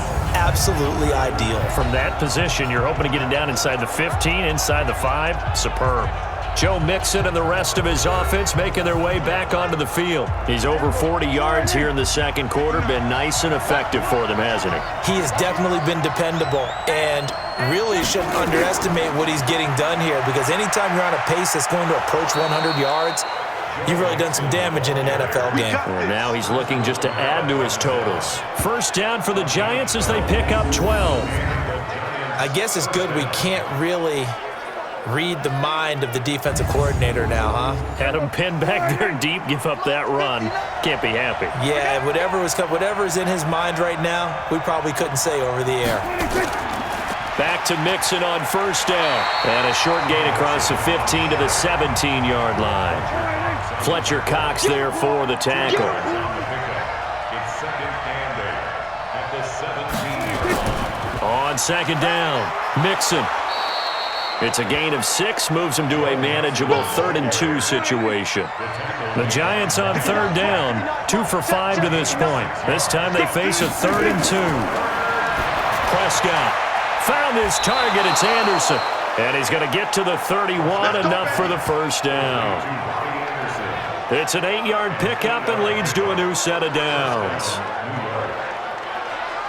This has to go down as one of the simpler routes in the playbook, but oh so effective. Nice completion there. Keeps the sticks moving.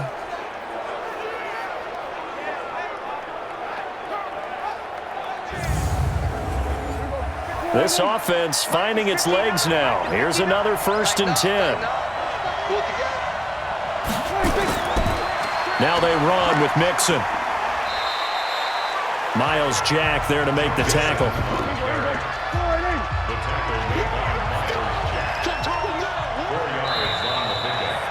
Second quarter, 2 minutes remain, 3-0 our score. We remind you that coming up in 2 minutes, we'll again head down to visit with Jonathan Coachman in Orlando, back for another year. He'll have scores from around the NFL here on this opening weekend. Now this throw caught left side. And he takes this down deep on the Cowboys side of the field. It's a big-time play there for the G-Men. And even 50 yards. I know we love our jobs, and pretty much any play we see, we're pretty, excited about. But big plays, let's face it, that's what we absolutely live for. How about that one? That was great. And what our camera missed was the fist pump from the sideline after that catch. They're fired out. That's a big game.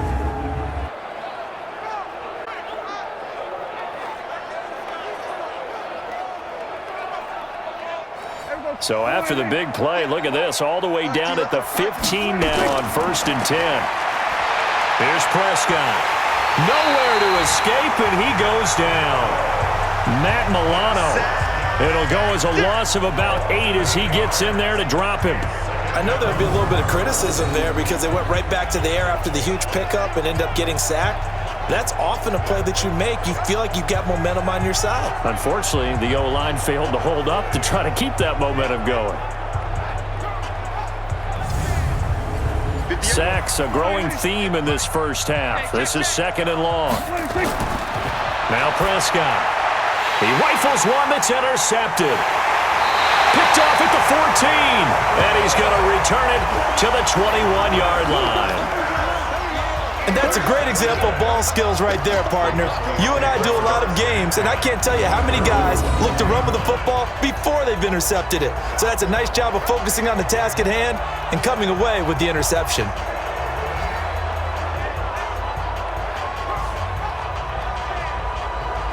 And our focus now shifts to Frank Gore. They haven't been able to get him on track. They haven't been able to get this offense on track. No points so far. Maybe it's time to start doing a few different things. Throwing the ball a little bit, maybe featuring other people touching it for a while, and then you've got a chance to come back to it when things have changed a little bit.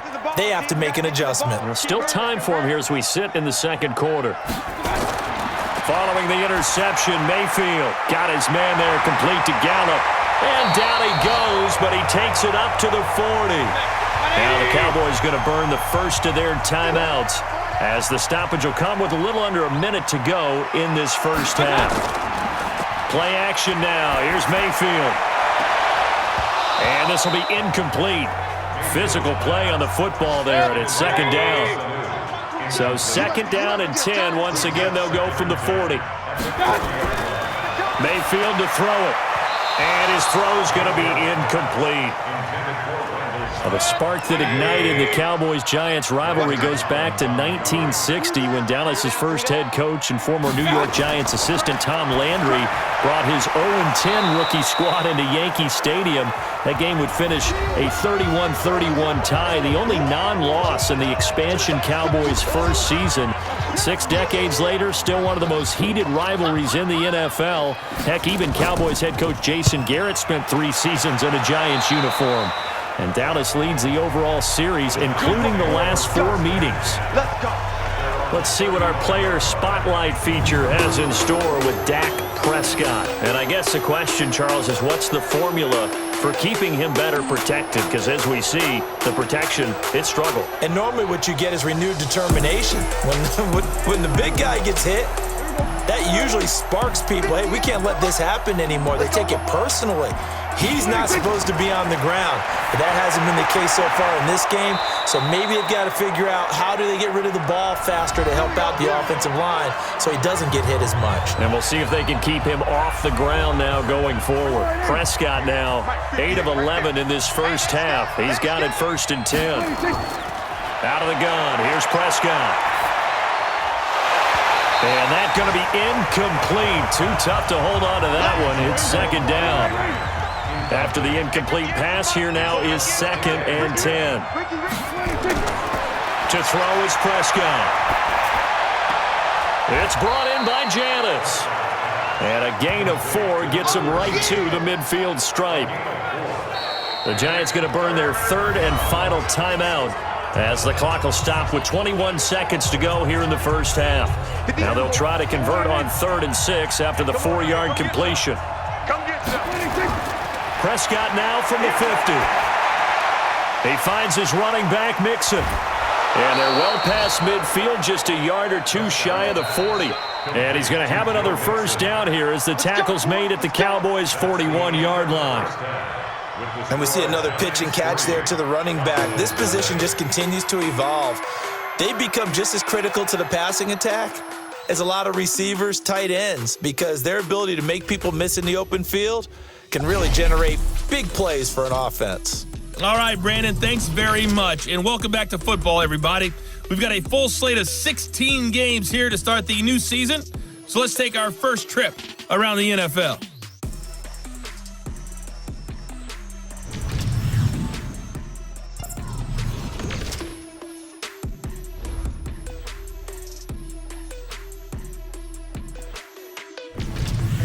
Lastly, let's check on one final game for you. And you can see they are scoreless as they play the second quarter. In the game you're watching, you've seen a strong first half out of Dak Prescott. His guys lead, though by only a field goal. Still anybody's game, as we send it back to Brandon Godden and Charles Davis.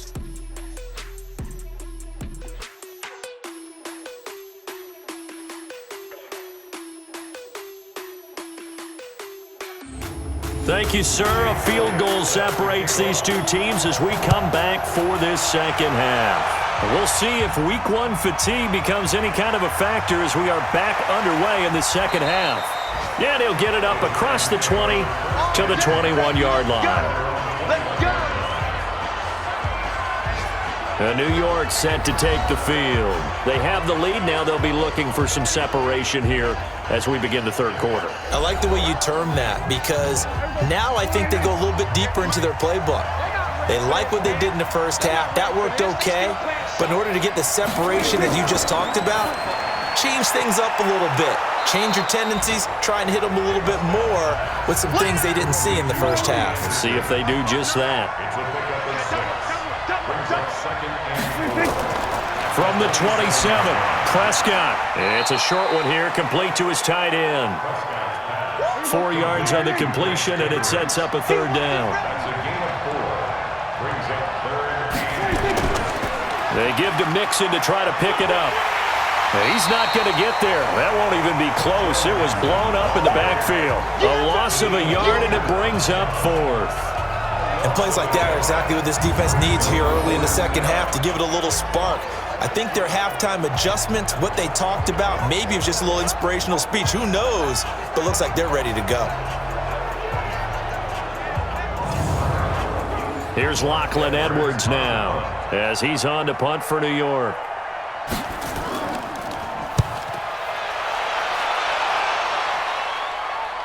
And this is going to be ruled out, I think, just inside the 20. Yes, it will. Side judge calls it at the 19-yard line. The Cowboys offense now, they head out for their first possession of the second half. And with the way this offense has played thus far, to be frank, they got to feel pretty grateful to be in the ball game. I would agree with you totally, because they've done all of nothing offensively in this game, yet they still find themselves in a position on this drive where a touchdown can give them the lead. They need to take advantage of it. And they're still looking for that first touchdown here in the third quarter. All they have so far, the field goal. So 2nd and 8 here after the pass play for 2 yards on first down. A handoff right. It's Gore. And they're going to get him behind the line yet again as his nightmare afternoon continues. 9 yards to pick up there, and it's a first down. Running lanes were at a premium in the first half, but he's able to find some room there, and he's hoping that that's a precursor of a big second half.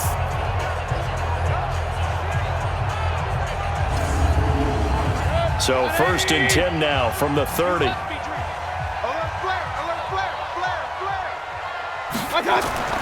Mayfield looks to throw.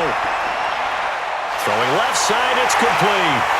Now he's going to get this all the way down inside the 35. Big yardage after the catch. That one winds up going for 36.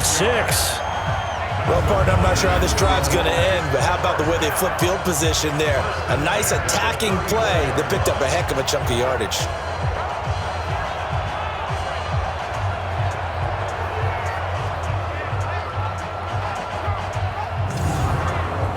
So the big play changes the complexion of things. Here's 1st and 10 just outside the 30. To throw, Mayfield.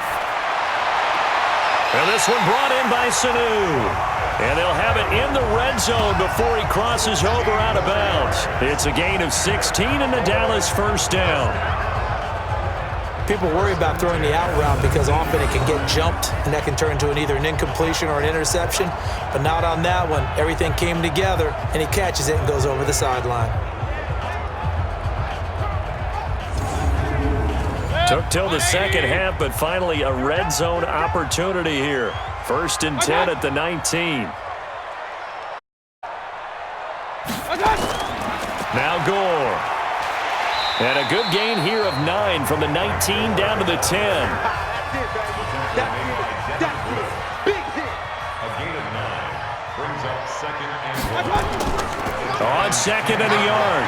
Mayfield to the end zone, but it's incomplete. You got a young quarterback. Maybe that's just an example of a growing pain for him. I think you're right about that because when the game starts to move fast and it moves quickly on him, a lot of times they fall back on what they know best, their arm. He's slinging it on this one. Had a wide open target, but didn't have the proper footwork to increase his accuracy. Well, they've had a great, impressive drive going here, and that pickup ensures the drive continues. And not only do you continue the drive, which is demoralizing for the guys on the defensive side of the ball right now, but you make your own defense happy. They're able to get a little more rest over on the sidelines while this one continues downfield. Here's Mayfield, and this is incomplete.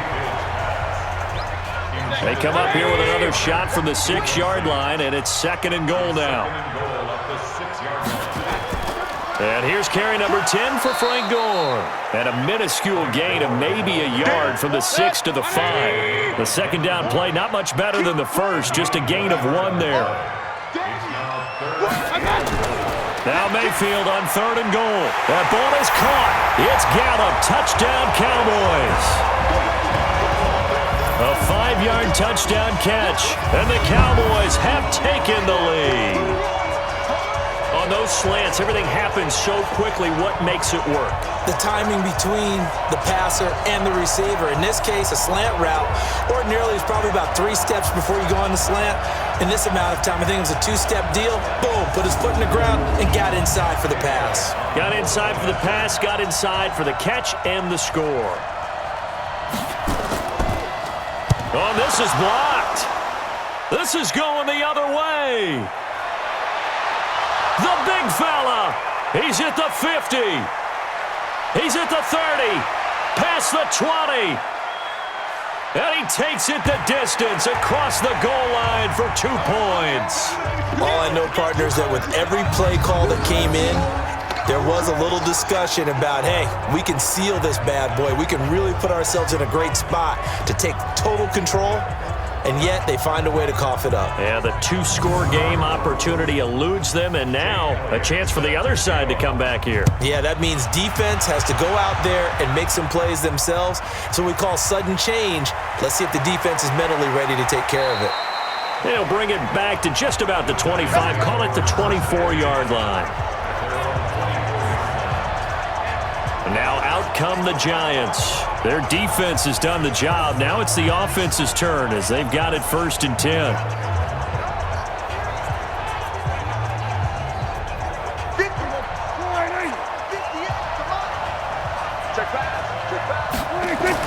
Prescott on 1st down. He gets this in the hands of Mixon. And this one goes nowhere. Losing yardage back at the 22. It'll wind up being a loss of 2. And it'll be 2nd and 12. And never good on a pass completion there to go the wrong way. Lost yardage.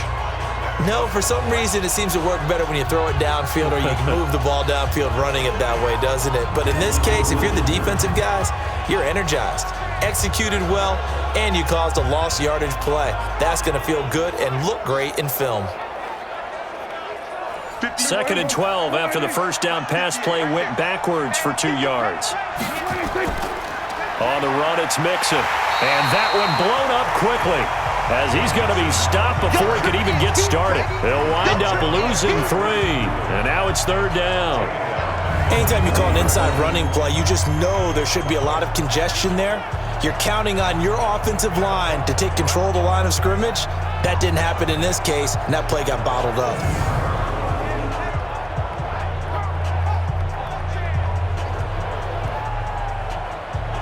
Yeah, the Cowboys here on third down, bringing in an extra defensive back. Prescott from the gun. And that will be incomplete.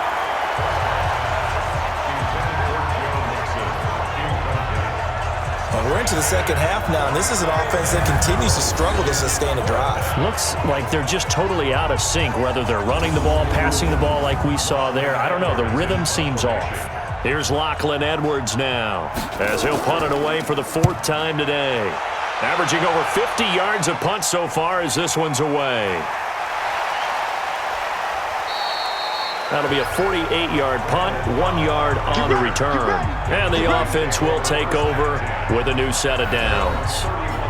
Baker Mayfield leads the offense out for their next possession. He is looking to help his team build their lead after trailing at halftime. They've got to like the spot they're in right now. They have to love it, but as you and I both know, cliche alert coming here. You're only as good as your last possession. But I think that they like, as you said, the spot they're in.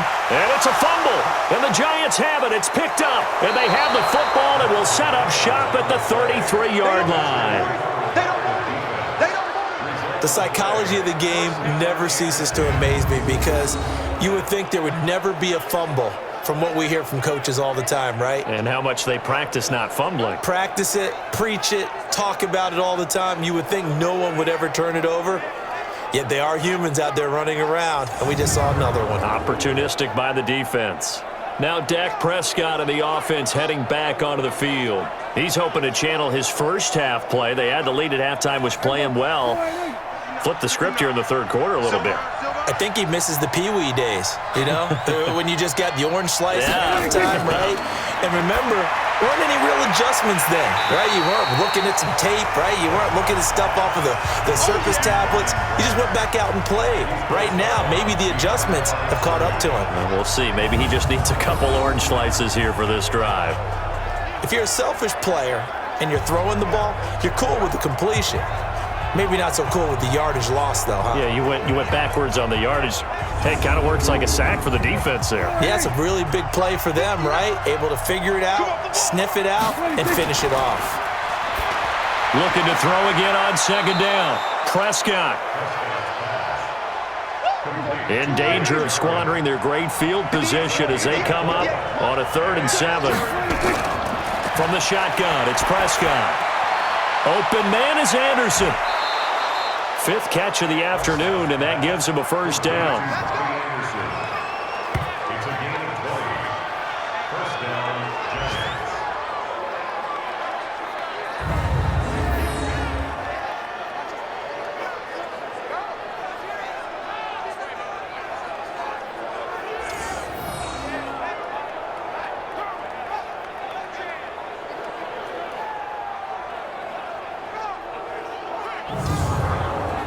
Prescott now perfect since the second half started. 7 of 7. It's 1st and 10. And again, it's Prescott. And nowhere to fit that football in. It's knocked away and incomplete. So after the incompletion on first, now 2nd and 10. Prescott yet again. And he will take it on in for a Giant touchdown. From 10 yards out, and the Giants are going to jump back in front.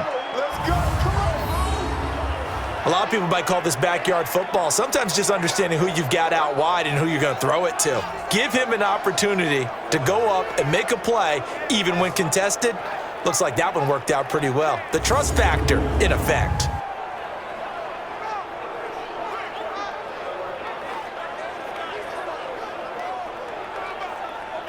So here now is Prescott as his guys will go for the 2-point conversion. It's just me and you. It's just me and you. They'll let Mixon try and run it in.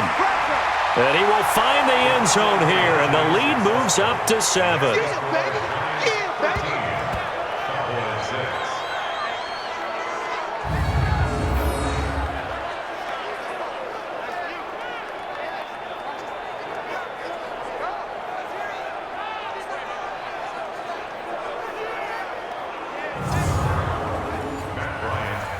After the touchdown, here's Bryant now to kick it away. This fielded at the 2. And he's up past the 20 to the 22-yard line.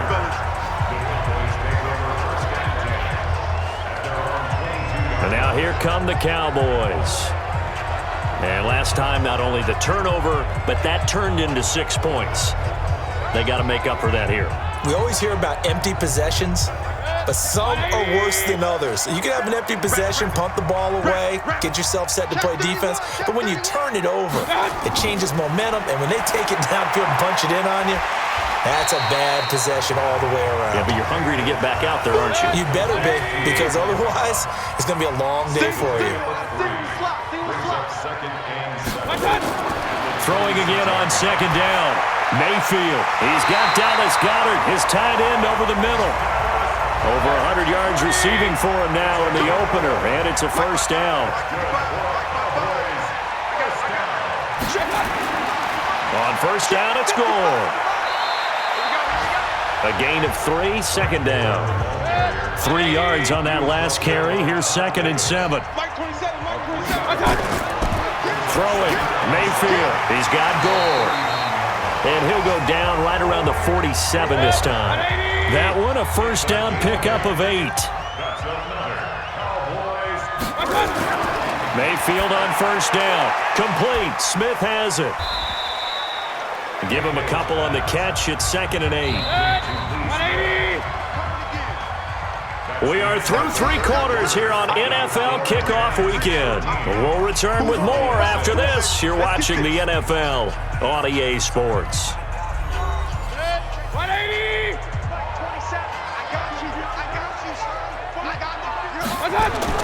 To throw again on second down. Mayfield. Oh, there's that man again. It's complete. And they're going to have another first down as the tackle's made at the Giants' 38-yard line. Some good games around the league here early in week 1, and this one's shaping up to be as good as any of them as we come up on a 1st and 10. It's a gain of 6 on the play, and that'll make it 2nd down. One thing I think that's safe to say defensively, the tackling's been really good. And because of that, it's been very, very hard for them to move the ball because you're not getting the benefits of run after catch. They're tackling them almost on the spot. That means you have to run extra plays, harder to move it. 6 yards was the pickup on the last completion, so here's 2nd and 4. They'll throw again. Here's Mayfield. He's going to find Gallup here complete. And he'll be a little shy of the 25 here at the 26-yard line. 7 yards there and a first down. 1st and 10 at the 26-yard line. On 1st and 10, Mayfield. And he can't get away from the pressure. The Giants get there. Credit the sack to Joey Bosa. And no matter what the situation, the O-line just hates that because they feel like they didn't protect little brother back there, right? Man, that's just so difficult for them because just think about every single play. When you decide to throw the football, you're dealing with some of the best athletes on the planet. You talk about guys, if they weren't playing football, they'd be starring in the NBA at power forward. It's a really difficult task. So that complicates things a bit here. 18 yards to go now on 2nd down. Mayfield off the play fake. Oh, nearly picked. And maybe lucky there. This guy doesn't drop many defensively. 3rd down.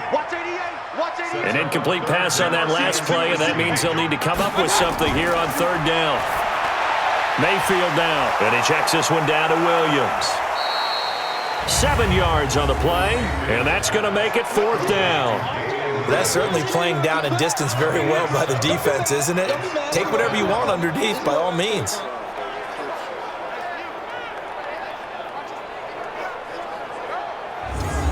So on 4th down, out trots the kicker in a big spot here. And this will be a 45-yard attempt. Oh, they get to the football. It's blocked.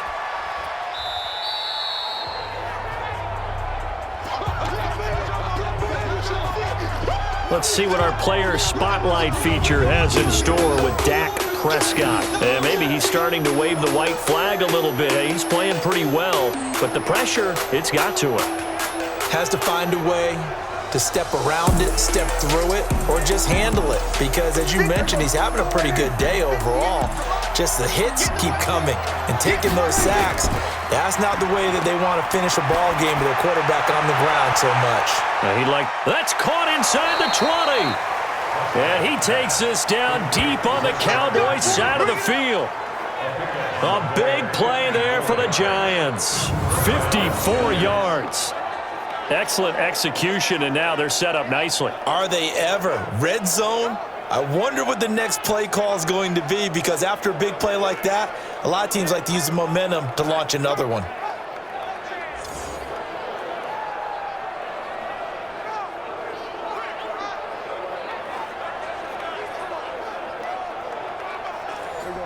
So on the other side of the field now, it's 1st and 10 as they've got things rolling on this drive. Here's Prescott. And the pass complete to Ryan Grant. And he can't quite get there. Tackled down at the 1. Another good completion on the drive as the Giants have a first down. Here's a run with Mixon. And he's going to ball his way into the end zone for a Giants touchdown. Punching it in from a yard away. And the Giants are able to add on to their lead. Well, we got a little bit of everything on that run. Offensive line creating some space, but how about the guy running behind his pads into the end zone? What does that mean when a guy says running behind his pad? Means that he's going to be a physical runner. That way he's able to use his shoulder pads, his forearms, anything to ward off people to power his way forward. Bryant's extra point up and good. And the decision to just kick the extra point winds up successful. So they only needed 3 plays on that drive. And it all culminated in the touchdown run coming from Joe Mixon.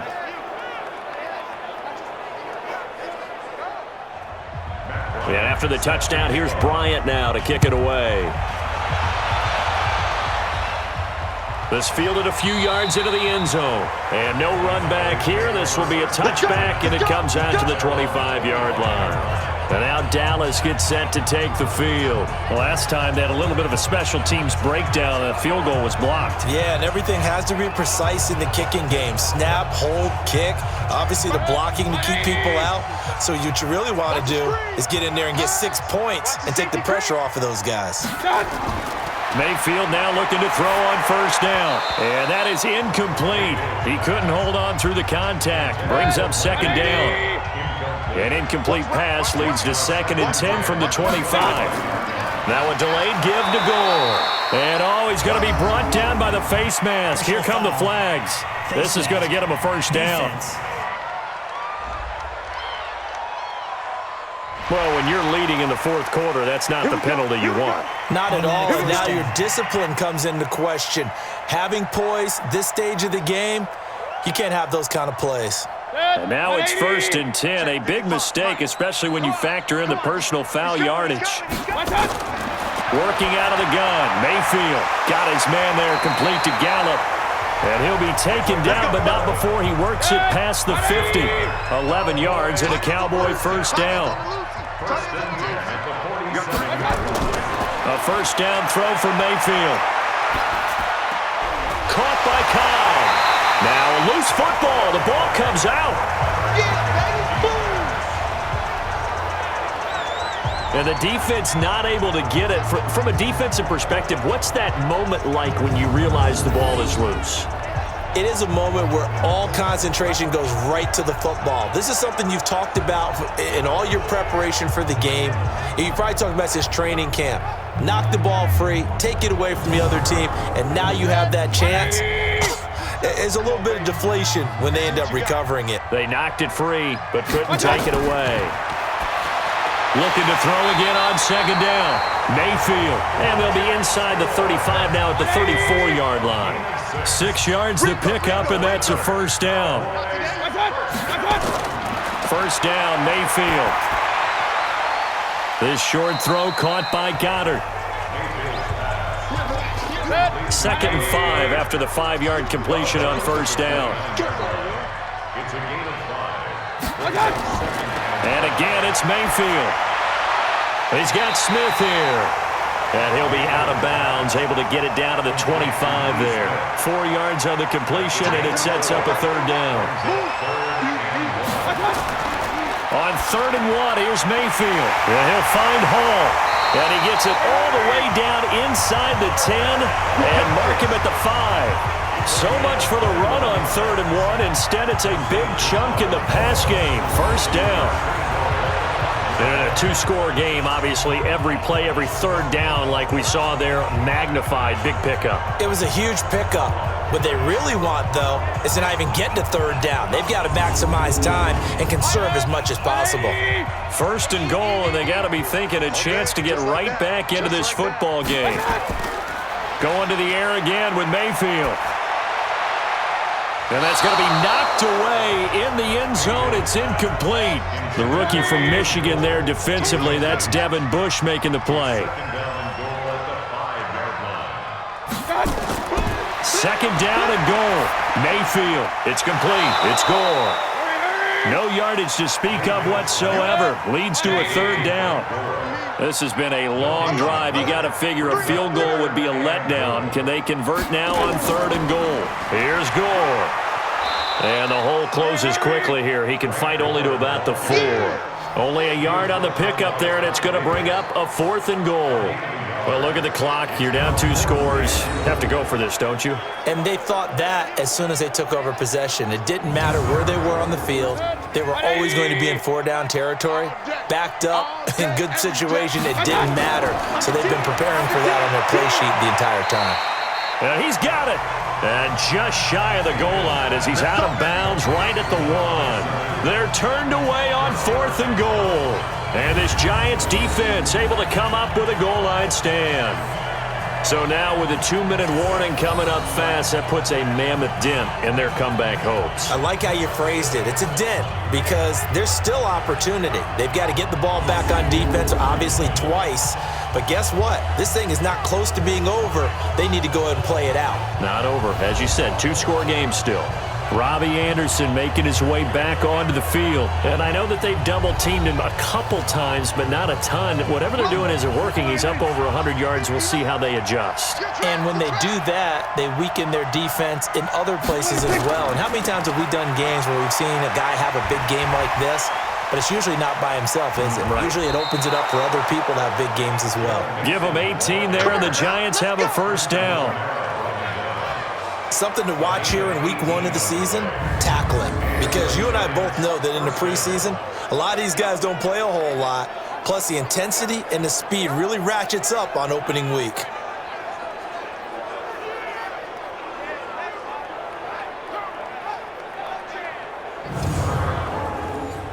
Not totally home free yet, but it's looking good as they come up 1st and 10. 2 minutes left to play in this football game here on EA Sports.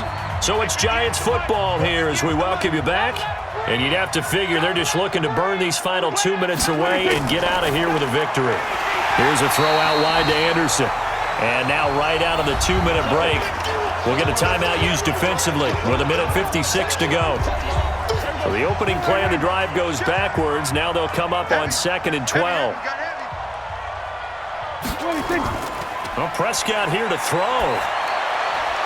It's a short one here, complete to the tight end. Whistles now and a timeout. So defensively they burn it here with 1:51 left. Mike is 59. Mike is 59. Not here. Check 26. Check 26. On 3rd down, Mixon, and that's not nearly going to be enough. Stopped at the 22, and he needed plenty more.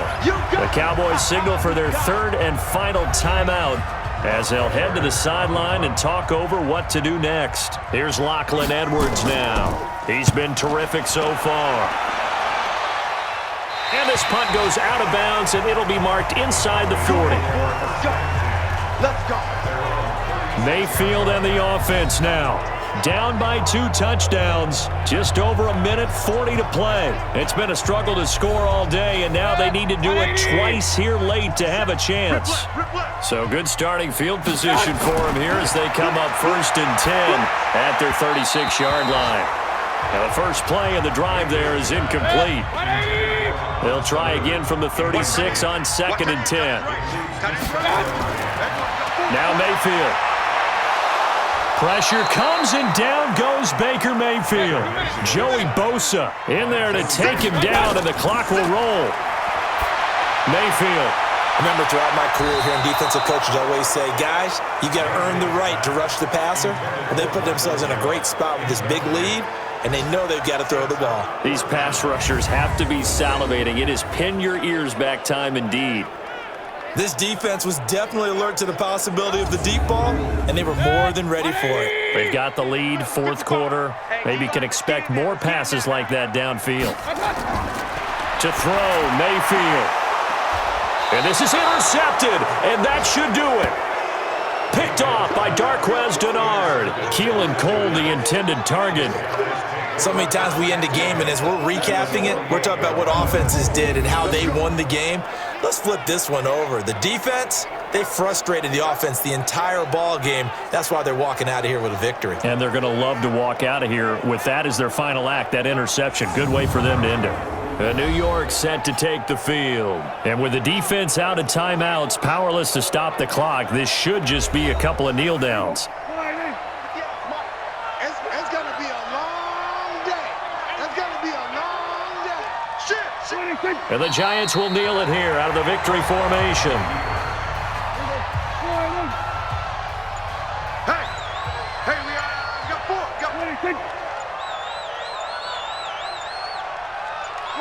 They go down to a knee, and the new campaign off to a good start. It's a win here in Week 1. So time to start going in the other direction as they come up now 3rd and long.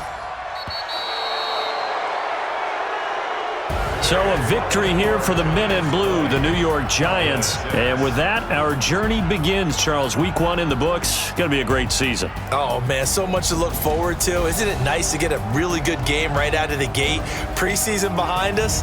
All these games count now, don't they? Yeah, this is the exciting time with just 1 week gone and plenty of weeks to come.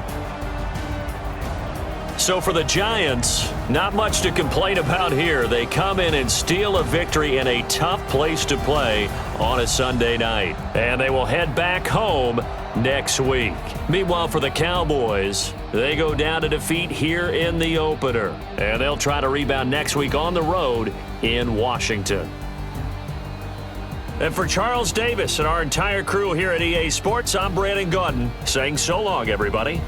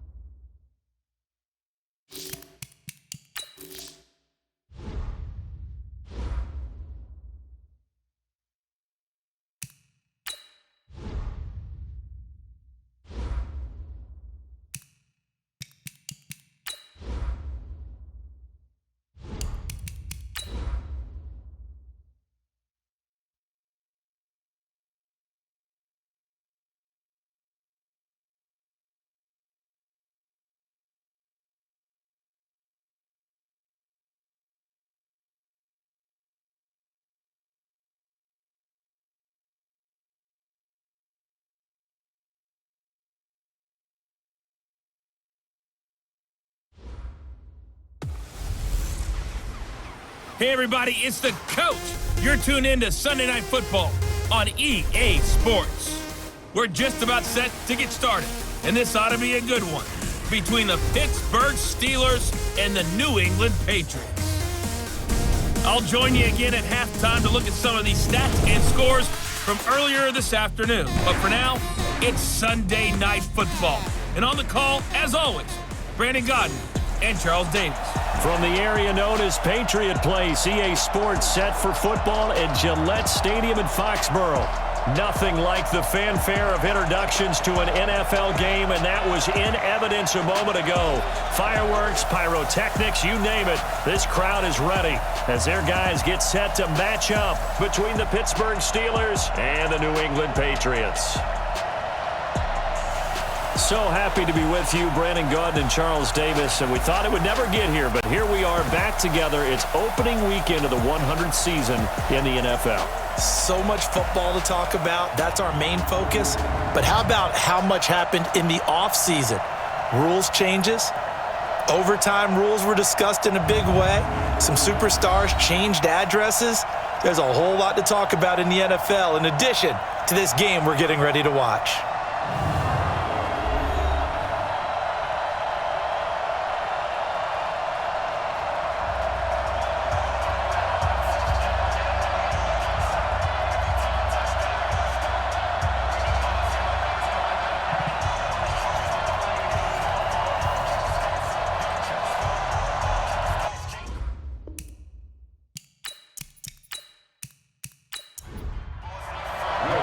It's the marquee game of opening weekend, and off we go on a Sunday night on EA Sports. This one fielded at the 5. And a nice return sets him up pretty good here at the 30-yard line. So here are the Steelers now to take over for time. And a look here at their go-to guy under center. And this could be a whole lot of fun because if his game plan goes into effect early, we're going to see some shots downfield, aren't we? What did he talk to us about? Stretching the field. Wants to open things up for not just his receivers, but for anything underneath. Well, that was the theme, the front page of the sports section, where the columnists write possible air raid. So we'll see. Yeah, it's going to be interesting to see how the coaches view that, right? Who gave away the game plan? I think it's pretty obvious, though. That'll help them win. It'll be a gain of 17 at a Pittsburgh first. That was a nicely run slant route, and what the receiver's trying to do is make the defender think he's going upfield for a deeper route and then breaks it off, usually after about 3 to 4 steps, and cuts towards the middle of the field. And now what he's trying to do is use his body to keep the defender away from the football and give the quarterback a really nice target. So one play, and they're already just shy of midfield.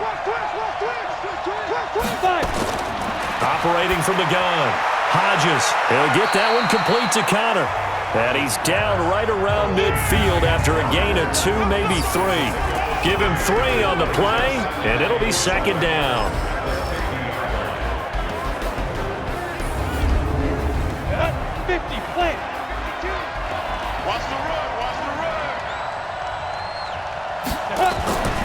This is a guy who made a Pro Bowl in his second season, James Conner. He'll be taken down at the 48 for a pickup of 2 yards. A quick look here at the Patriot defense. One of the best names in the NFL, Yannick Ngakoue, is one of the better pass rushers in the NFL as well. Back-to-back seasons with 9 sacks or more, he puts pressure on quarterbacks each and every snap.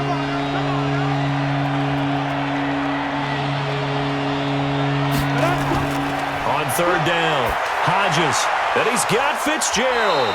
And they'll get him down as he's inside the 40. A gain of 10, good for a Steeler first down. Pretty solid start for the rookie here on this first drive, Charles. Able to have some confidence, stepping back into the pocket, move around a little bit, find open receivers, and deliver. That just means his confidence is going to continue to grow because he's getting more and more comfortable with each completed pass. So here's a 1st and 10 at the 38. On 1st and 10 is Connor. And brought down, but not before they're inside the 25. That one good for 14 yards and a Steeler first. Well, one unit I know you want to watch is that offensive line. If they keep clearing holes like that, it could be a long night defensively. No doubt about it, because when they are in sync, as we're seeing so far, when that continuity is there, and you can see that they're playing off of each other while controlling the defensive front linebackers, you're exactly right. It could be a very long night for the defense because someone's going to run for some big yardage. And they're going to stop him right at the line of scrimmage. Just no cutback lane to be found whatsoever.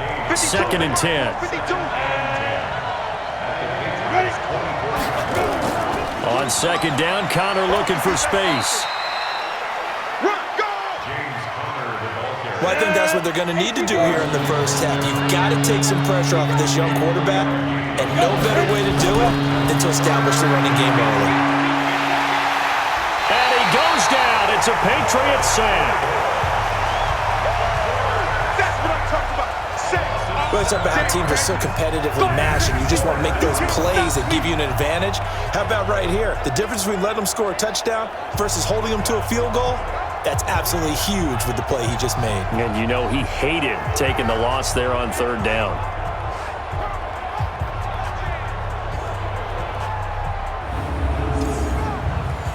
Now Justin Tucker's out to try the field goal. And this will be a 45-yard attempt. And this is right down the middle as he puts it through. And the Steelers will jump out to a 3-zip lead. Able to move the ball on that drive. Yes, just 3 points, but 4 first downs were in there. Yeah, and you can look at it and feel pretty good about the whole thing and think, okay, this should continue throughout this ball game. On the flip side, if you're a defender, it's almost like, whew, we only gave up 3. They moved the ball on us pretty well. That'll be taken in the end zone. And no run back here. This will be a touchback, and it comes out to the 25-yard line. So here come the Patriots now to take over on offense. They'll be led out by their quarterback, a product of NC State. It's Jacoby Brissett.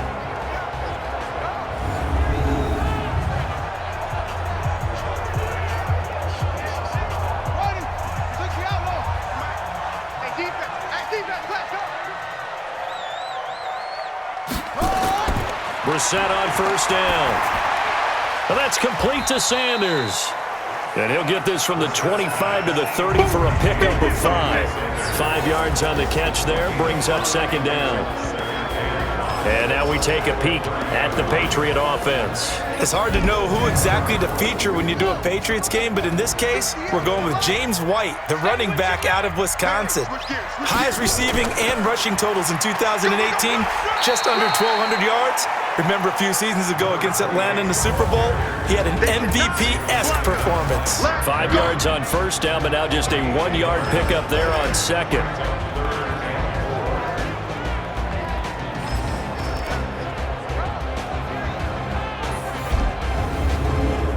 Here we go. 60 on. 58 right there. Let's put him on the buses. Let's put that team on the bus. Brissett from the gun on third. It's caught. Jones. And 5 yards on the play there as the drive will continue. And now he's really knocking on the door for 700. That is career catch 699. First down 10 at the 36-yard line.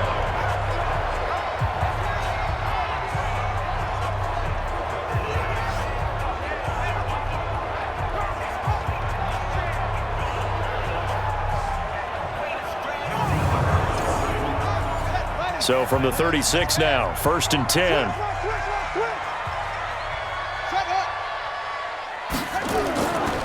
First down, here's White.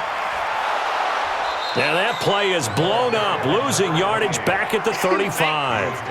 That's going to go as a loss of a yard, and it'll be second down. An interesting and intriguing decision there defensively because they kept extra DBs on the field despite seeing the multiple tight end look that came out for the offense. I thought they were going to switch out of it. I didn't know if they felt they didn't have time or what the case was. Well, in any event, the extra speed allowed for great penetration as they stuffed that one behind the line of scrimmage. On second and 11 now. Brissett. The Sanders has got it complete.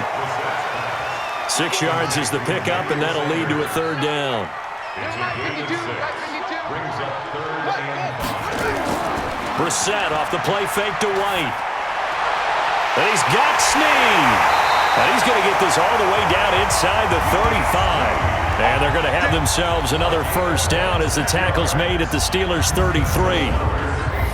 How about the start throwing the football? 4 for 4 on this opening drive. Oh, he's and oftentimes when you talk about slinging it, you're thinking about a guy throwing it all over the yard, not necessarily accurately. In this case, though, he's honing in on his targets, and he's delivering. Yeah, the opening script, however, they drew it up for this first drive, going to plan so far. They'll run on first down. It's White. The former Charger All-Pro, Eric Weddle, on the stop. Eric Weddle in on the tackle. It's a gain of 5. Second and 5. Now a first carry here for Shane Vereen. And he'll be dropped at the 23 after a pickup of about 4. This will be play number 8 here on the drive. It's 3rd and a yard. On the run, here's Vereen. And he won't be close to a first down as he runs into a wall right around the line of scrimmage. They'll be marked inches short. No gain on the play, and that's going to lead him to 4th down. All right, quick observation, Brandon, because early on in this game, I'm seeing linebackers playing with their noses close to the line of scrimmage. And my guess is the wheels are turning on that other sideline. As a play caller, you're filing that away right now, aren't you? Yeah, you're trying to find that opportunity later on when you can play action them or stick something to them between the 2nd and the 3rd level. So matching field goals on our opening 2 drives. Yeah, it feels like 2 boxers feeling each other out here in the early going of the game, right? Exchanging some jabs, but none of the heavy stuff just yet. Each team with a possession, each team with a field goal as the kick is away. This one fielded at the 5. And not a bad return here. He gets it out to the 25-yard line. The Steelers offense now, they head back onto the field. And last time able to get 3. It's not what they wanted. They wanted 6, but they got at least something. They mustered something out of the drive. They'll take it. I like the way you've described it. Not ideal, but they'll take it. Anything to put some points on the board. But this time on offense, they don't even want to see the field goal kicker trot on the field. They want that ball in the end zone. Yeah, they'll be going for 6. Now a throw over the middle, and he's got it to start the drive. And he's taken down, but able to slip across the 35. 12 yards that time, and a Pittsburgh first. On first down, Hodges. And they've got the hookup. This is Olsen. And this winds up a pickup of 2, maybe 2.5 to about the 39. Give him a couple on the catch. It's 2nd and 8.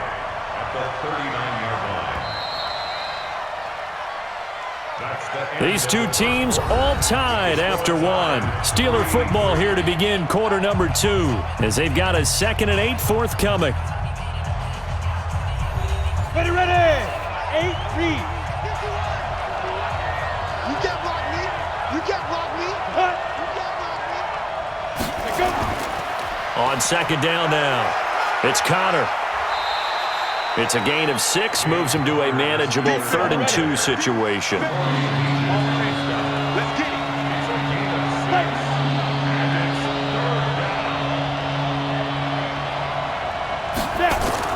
On 3rd and 2, Hodges, open man, Smith-Schuster, it's complete. And he's got another first down as the tackle's going to be made at the Patriots' 41-yard line. First down, Steelers.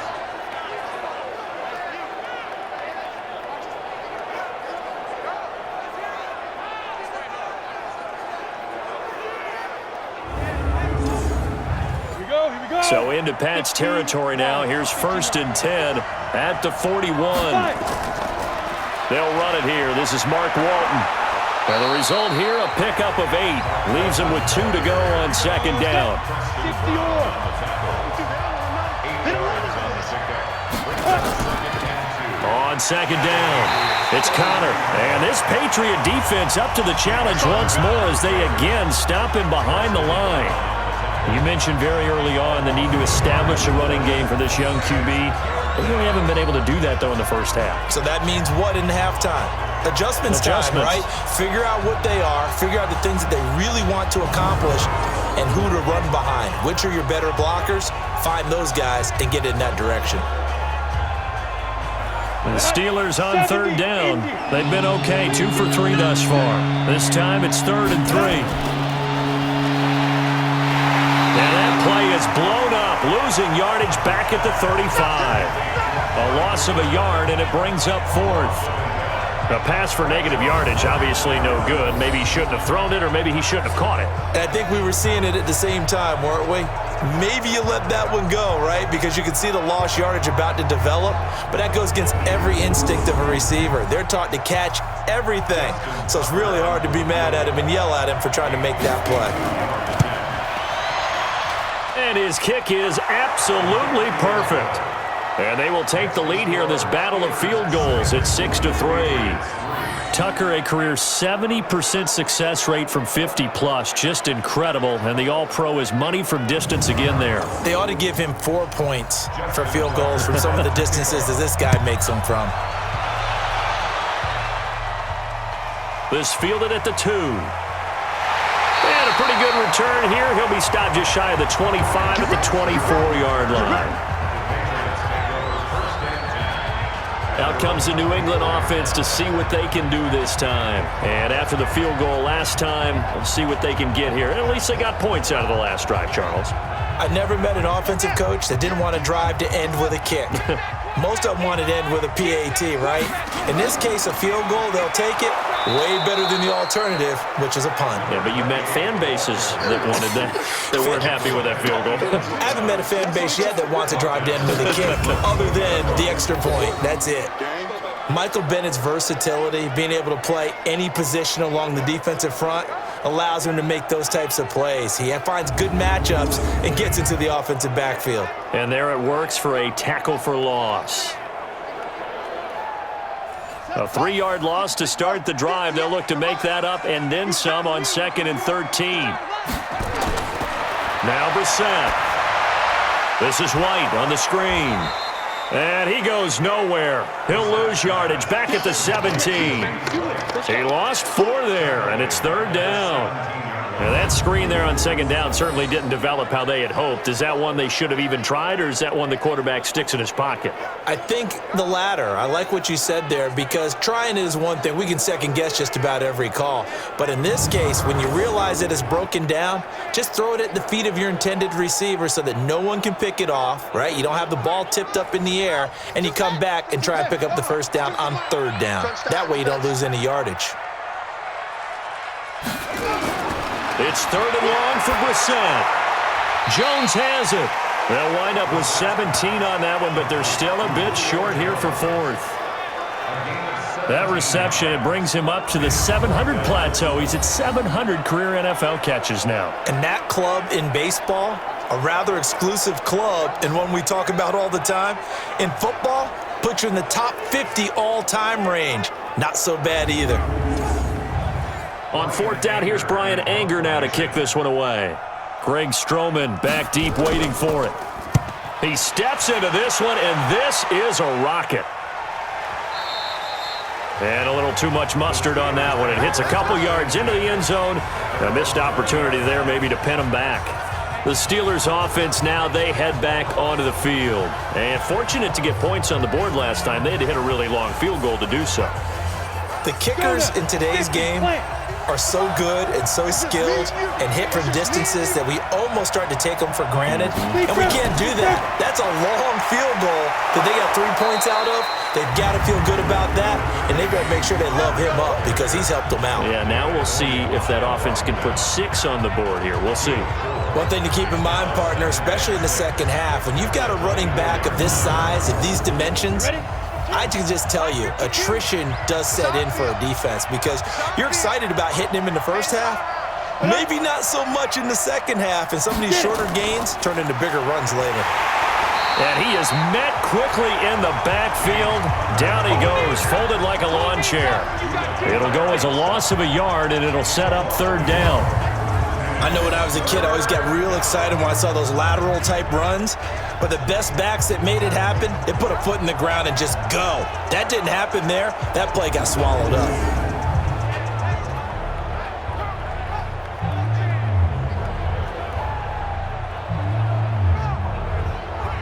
And the Steelers on 3rd down. They've hit 2 for 4 thus far. This is 3rd and 7. Back to throw. Hodges, open man, completes it to Smith-Schuster. And they're able to get this one across the 35. That one good for 14 yards and a Steeler first.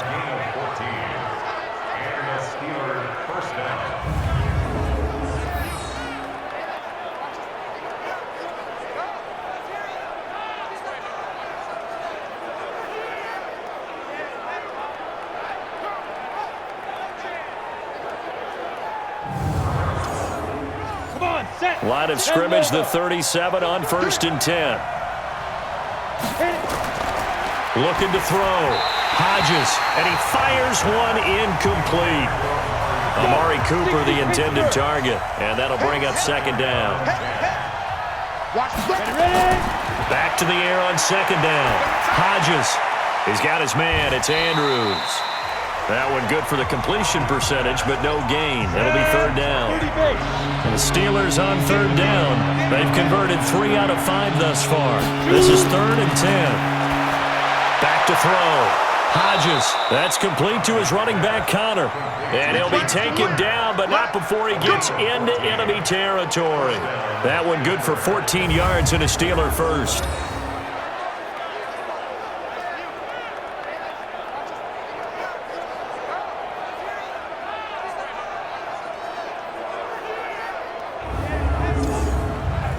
This quarterback now nearly perfect. 9 of 10 in this first half. It's 1st and 10. Looking to throw. Hodges. He'll find Smith-Schuster. That's complete. And they'll get him down as he's inside the 40. A gain of 10. Good for a Steeler first down. On first down, it's Connor. It's a 7-yard carry to set them up with a 2nd and 3. They don't need to run another play here before the 2-minute warning. Let's see if they do it anyway. On second down now, it's Walton. And he's stopped after a gain of 1. Not enough. Still a yard to go on third down. Matt Judon there to bring him down. And we've hit the 2-minute mark in this first half of action. We remind you that coming up at the half, we'll hand things off to Jonathan Coachman, standing by in Orlando. He'll have scores from earlier today, plus a look ahead as well, so you won't want to miss that. A lot going on here in Week 1. And inside the 20 before he's brought down. Now that was pretty. They executed that curl route versus zone coverage, and that changes things a little bit because against man, it's often a tight curl, tight, sharply run route. Against zone, you're just looking for that open spot, that dead area, so you make curl a little bit wider just to get to that place. And usually a tight window. He fired a bullet in there for the completion. He finds his man, the tight end Olsen, and he'll go down here at the 12-yard line. A gain of 6 there on first. Nice rhythm throw there on first down. He located his tight end, made it a nice easy pitch and catch. Hoping he can break a tackle or two. Wasn't able to do that there, but still good yardage.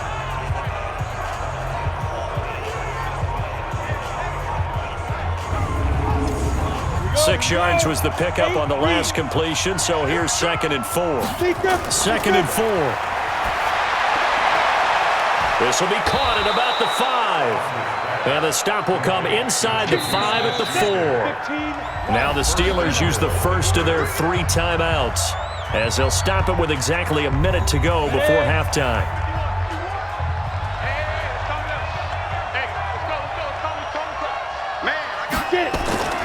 Back to throw again. Looking end zone, but it's incomplete. Line of scrimmage, again the 4-yard line. 2nd and goal. Back to throw. Hodges, his pass caught at the 4. And just shy of the goal line as he's out of bounds right at the 1. That time the completion goes for 4 yards, and we're set up with a 3rd and goal.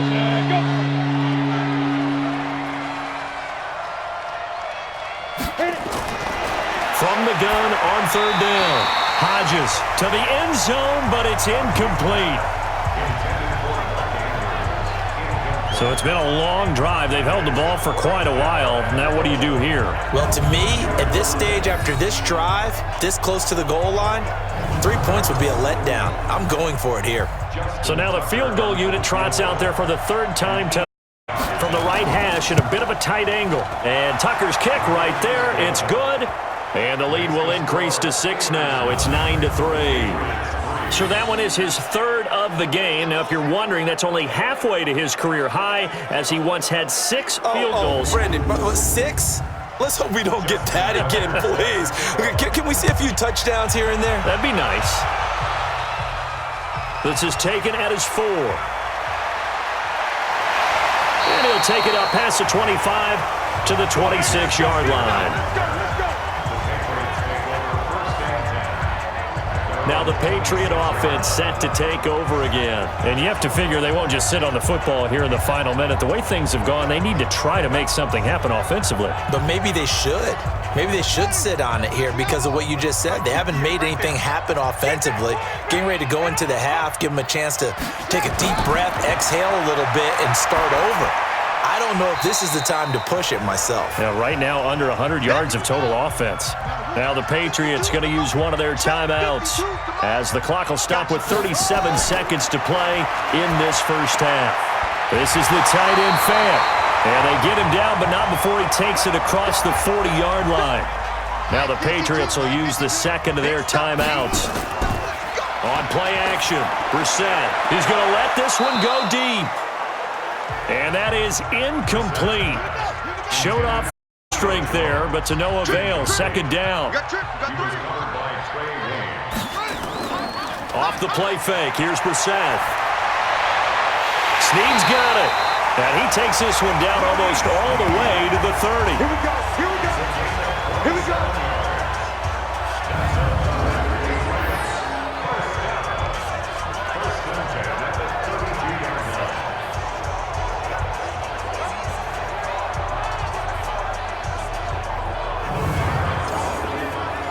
This offense finding its legs now. Here's another 1st and 10. Now a signal and a timeout call, as it comes with 9 seconds to go in this first half of play.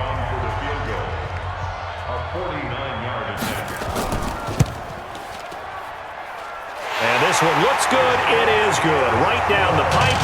And that trims the lead to 3. It's 9-6 now. So, yes, they'll still be down going into intermission, but the deficit is now made even smaller, very manageable. Yeah, and if nothing haywire happens here in this last couple of precious seconds, they will go into the locker room with a nice bounce in their step, having gotten a little bit closer on the scoreboard. This will be taken to the back of the end zone. And not wanting to risk anything here late in the half, he'll just take a knee, and they'll bring the football out to the 25. And with time running down, they go down to a knee. So we have come upon halftime in the Sunday night opener from Foxborough, as we'll get you down the coast to Orlando for Jonathan Coachman at our EA Sports Halftime Report. Coach. All right, Brandon, thanks very much. We'll get back to you and Charles in a minute. But first, time to give the folks at home a look at what's going on around the NFL.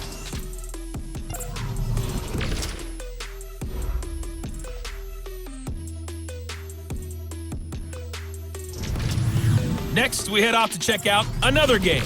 And you can see they are scoreless as they play the second quarter. Lastly, let's check on one final game for you. And you can see they are scoreless as they play the second quarter. Meanwhile, in our game, it's been a defensive struggle. Which offense can break through in the second half? To find out, let's hand it over to our broadcast team of Brandon Gotten and Charles Davis. Thank you, sir. A field goal separates these two teams as we come back for this second half. See if week one fatigue becomes any kind of a factor as we are back underway in the second half. Out comes the New England offense to see what they can do this time. They're down here, but very much in this game. What's the tonality of a coach's talk when a game is within striking distance like this at intermission? Typically, what they're doing is emphasizing the things that went well in the first half and wanting more of that. Sure, you've got to go over some of the errors and clean up some things because there's a reason you're down. But overall, I think they want to stay positive, stay with this team. We're just starting the second half, and we've got the football. Let's go ahead and punch it in, and then we'll take it from there. See how that recipe works. And they'll get it up just short of the 45 at the 44. 11 yards there, first down. At this stage of the game, the run-pass numbers are a little bit out of whack because most of the yardage has come through the air. But in a sense, that just sets things up for big runs like that because the defense might be a little bit off balance. They pick up another first down with that run.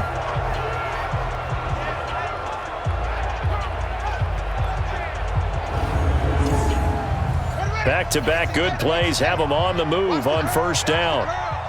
Check 50, check 50. They go right back to White here on first down. 3 yards on the pickup there, and it'll be second down. 58 to Mike, 58 to Mike. Here we go, G, get off the field. On 2nd and 7, Brissett. This complete to Jones.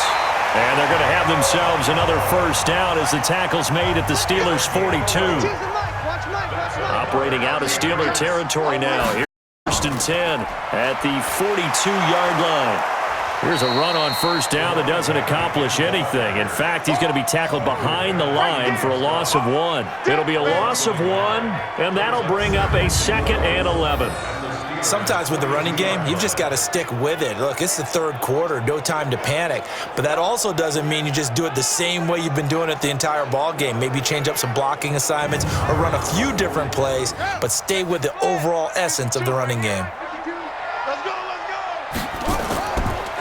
Opting to run again here with White. Now they're able to swarm him behind the line, and his night continues. After getting stuffed on first down, not much better there. 2-yard gain. On 3rd down, Brissett. Interesting note about the Steelers opening up on the road here. It's the 5th season in a row that they have started away from home. Longest active streak in the league. And, of course, pitting against the Patriots, two of the most storied franchises, especially in the last couple of decades. Since 2002, these two teams have met in 3 AFC championship games, with New England getting the better of Pittsburgh all 3 times. And you think of the Lombardi trophies, with New England winning last year. Each of these franchises has 6 trophies, tied for the most in the entire league. Here's the former Heisman winner. It's Derrick Henry. And only able to muster a couple down to about the 27. A minimal gain there on the 8th play of the drive. Hey, we got 3 down. Again, it's Henry. 2 yards on the carry there, and it's going to lead them to 3rd down. And they'll be in search of 6 yards here on 3rd down. This is now the 9th play of the drive. To throw, Brissett. And this is going to be incomplete.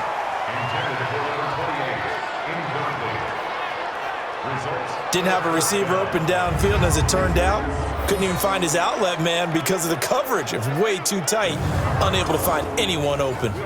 So now the field goal unit trots out there for the 3rd time tonight. On the right hash, it's a 43-yard attempt.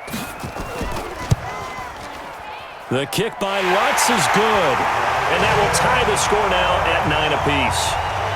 Well, it's been a field goal extravaganza so far. That's 3 for him now, and it ties our game at 9-9. I got a feeling the touchdowns are coming, though. Trust me on that one. So we're right back where we started, all even as the kick's away. This will be taken in at the 1. And not a bad return here. He gets it out to the 25-yard line. Let's go. Time for the Steelers offense now to get set for their first possession of half number 2.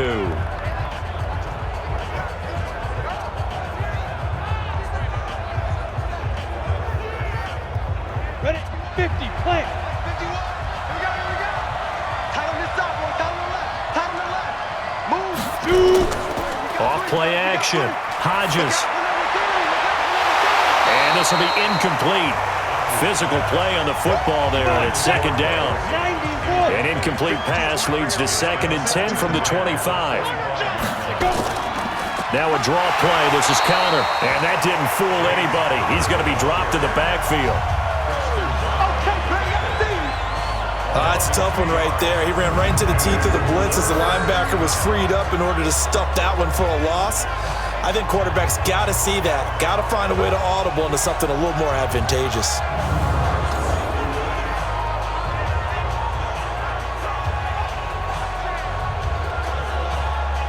And defensively, a dime look here. 6 DBs on 3rd and 12. No surprise at all.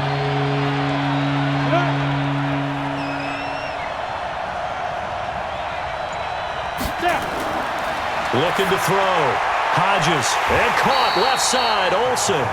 And he's going to lose yardage here, back to his own 18. Call it a loss of 6 on the play, and it'll be 4th down. When you lose that kind of yardage on a pass play, you often expect it to be a sack. But that wasn't the case there. They completed the pass. Probably would have been better off just dropping the football and making an incompletion as opposed to catching it and losing that kind of yardage. The Steelers send out their punter now as the drive goes backwards, so he's on to punt it away.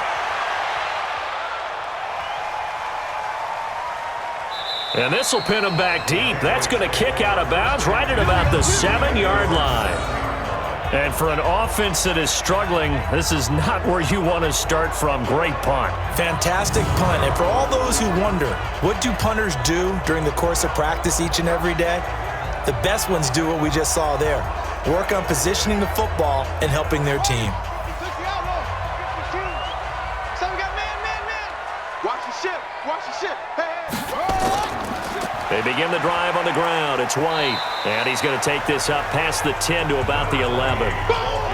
Denzel Perryman there to bring him down. 4 yards on the pickup. They keep it on the ground. White again. And not much there at all as he'll get this only up to about the 11. Call it a gain of a yard, and it's going to bring up 3rd and 5. Out of the gun, Brissett. Well, the two men come together, and it's incomplete. Excellent work defensively, brings up 4th down. We've seen good cover skills on display throughout this game, really from both teams. And there's another nice example there of them making it difficult to complete a pass.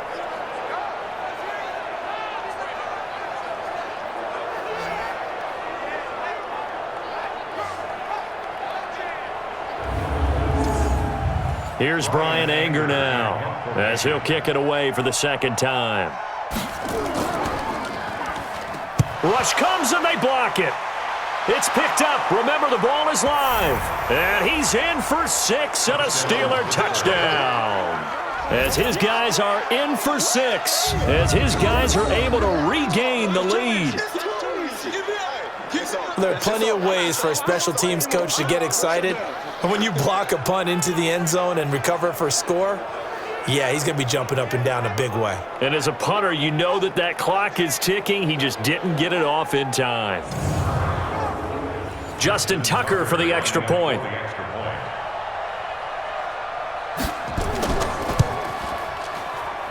And they will take a 7-point lead now. So the very rare blocked punt scooped and returned for a touchdown. What an exciting play.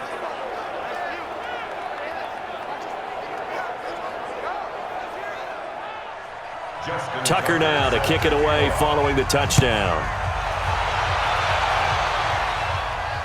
This will be fielded on the back line of the end zone. And no run back here. This will be a touchback, and it comes out to the 25-yard line. The Steelers defense getting ready here for this next possession.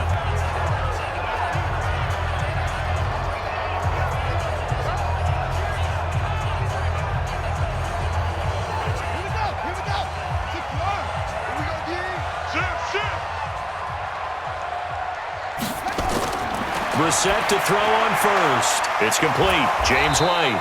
And not much to speak of. Call it a 1-yard gain up to the 26. The last play got just a yard. Here's 2nd and 9 from the 26. On the draw, here's White. And he'll wind up with about 6 up past the 30 to the 31. 58, right over there, right over there. Yeah. Mike, 58, right there. From the gun, here's Brissett. And he will not be able to hang on through the contact. It's incomplete. The coverage strong, and now it's 4th down. We have not seen a whole lot of wide-open receivers. Everything seemingly has been contested. And that's another nice job there to force an incompletion. They've been very cohesive, knowing each other's moves all game long, and they've been on the spot just about every time. And they've held them in check on the scoreboard. Here's Brian Anger now. Remember, though, he did have one blocked earlier.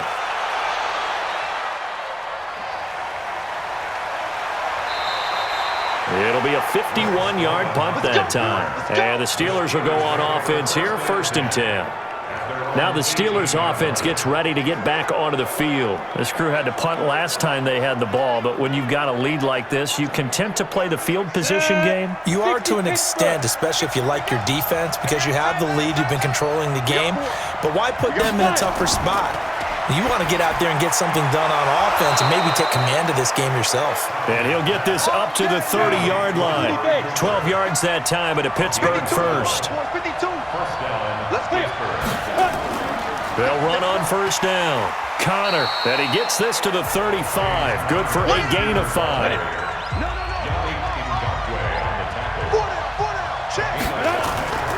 They stay on the ground. Here's Connor again. And this time not as successful as he'll get back to the line of scrimmage and no more.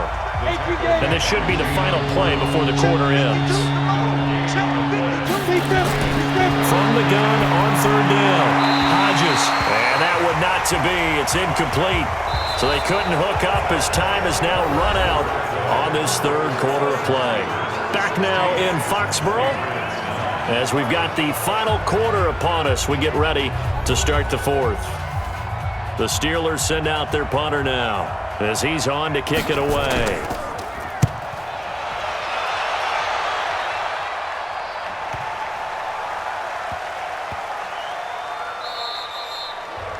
Amazing. Perfectly placed. If that ball goes one extra yard, maybe not even an extra yard, the starting point is the 20. So there is a reason that a lot of punters are also excellent golfers. They know distance control. You know what else they have?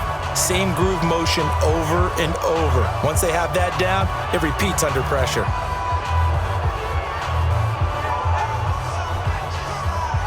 What an opening weekend it's been already. Could the best finish be coming here on Sunday night? We'll find out as we come up on a 1st and 10. They'll start on the ground. It's Derrick Henry. And just a short gain that time as they're able to get him down. Just a yard on the first down carry, so it's 2nd and 9. This thrown quickly out to Jones. No gain that time on the completion, and it'll be 3rd down. New England on 3rd down. They've converted 3 times in 8 chances. This is 3rd and 9. Under pressure, and down he goes in the end zone, and that's a safety. So that a double whammy. Not only do you have to give away the football, but the 2 points, that means this is now a 2-score game. Yeah, and that's tough to deal with, isn't it? This little time left. Those 2 points doesn't seem like a lot, but it means everything now. Those are going to be the ones we're going to look back on. Those 2 points right there, the play of the game. And remember, following the safety, you give the football up as well, and they free kick it from the 20 now. This is fielded at the 7.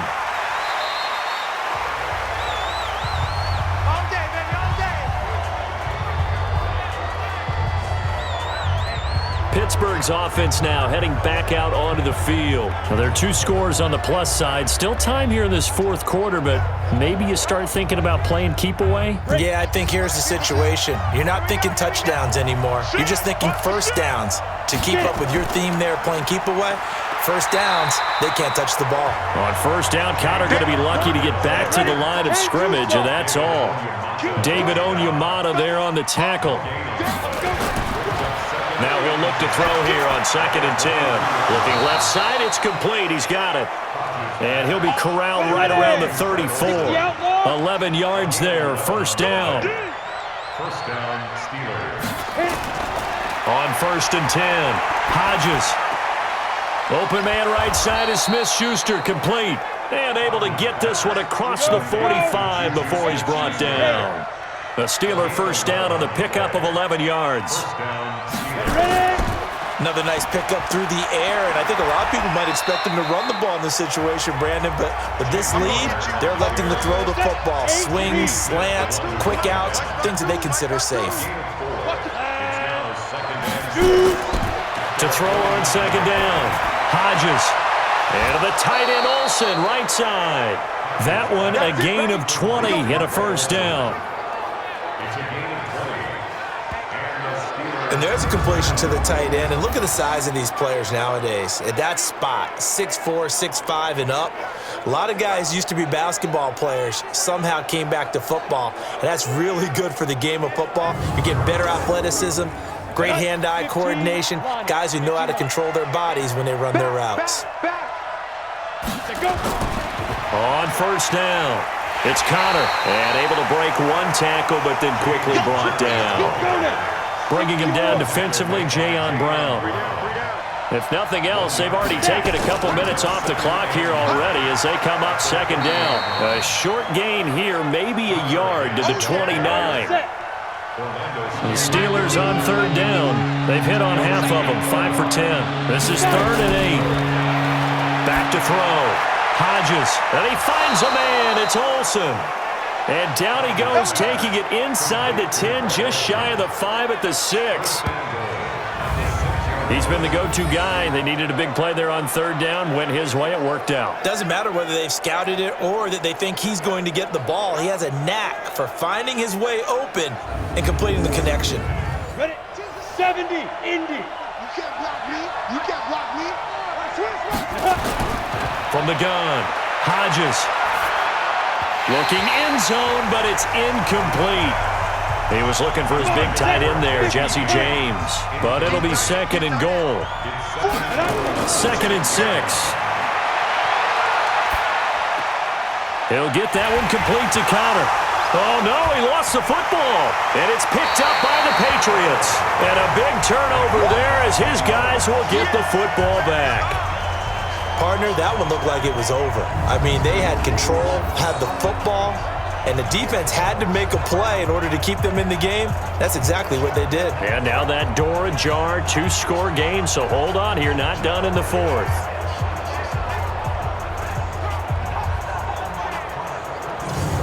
Out comes the New England offense to see what they can do this time. And last time they surrendered the safety, we know they don't want to do that again.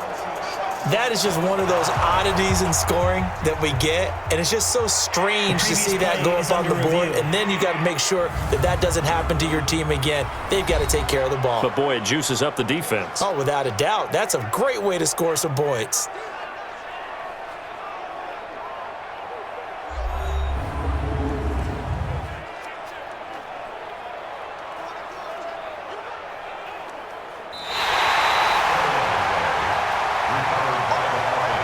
A lot of tired bodies on that field, but this is a big play, 3rd and goal. Looking to throw.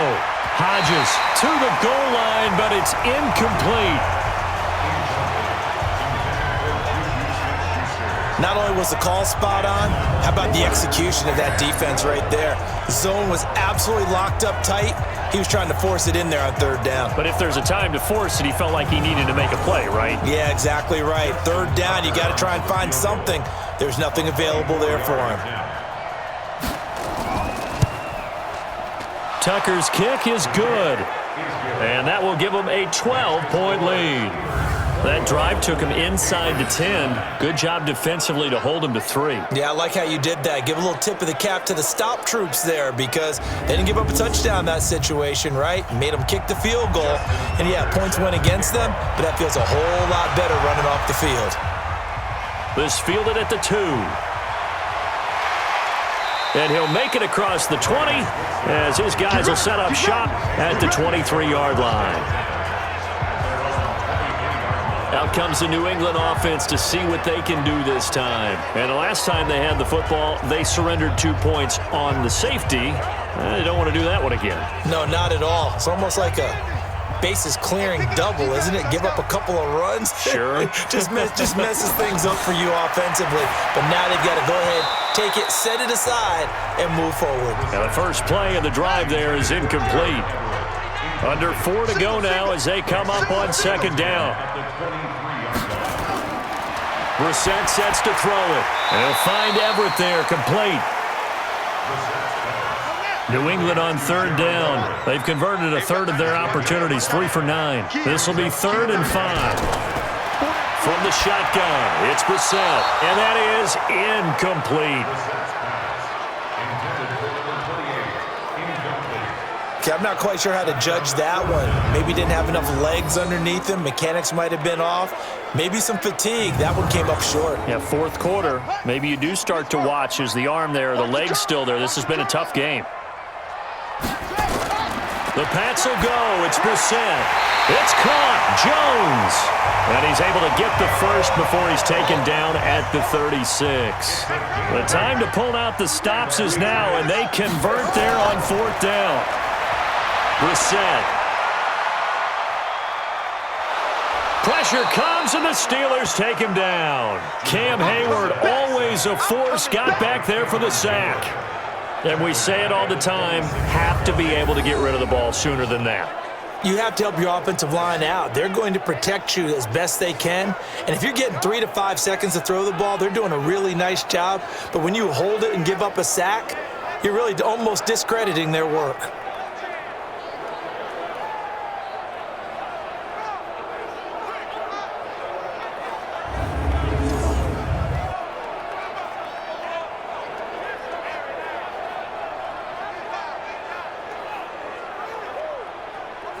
Well, they're in some hot water now. After that sack, it's 2nd and 21.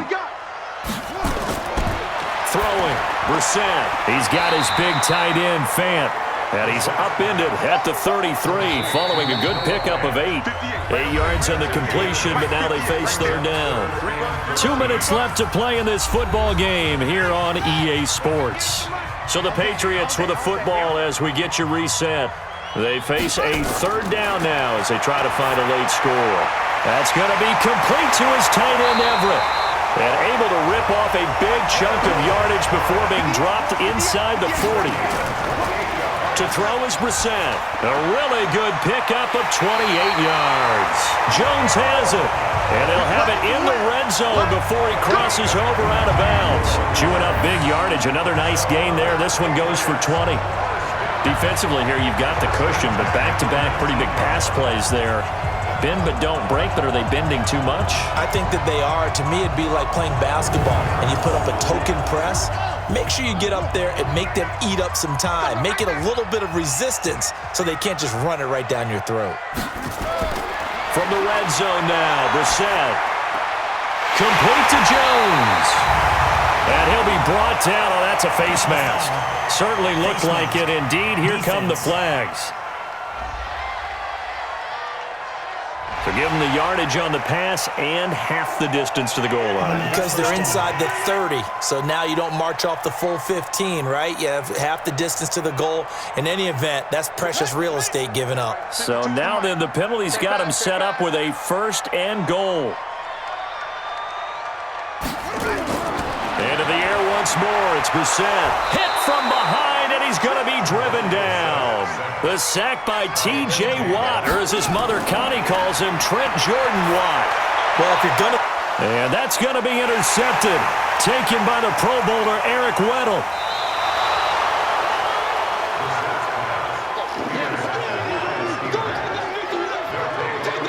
Obviously disappointing, but you had to go for broke here, down 2 scores.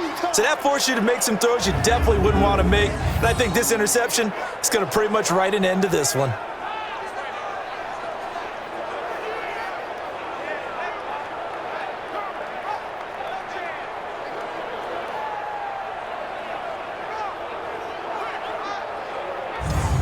The Steelers offense now, they get ready to head back on the field. And a few kneel downs should just about do it. Now, defensively, they do have all 3 timeouts, but very little reason to use them at this point. Ken Lobo.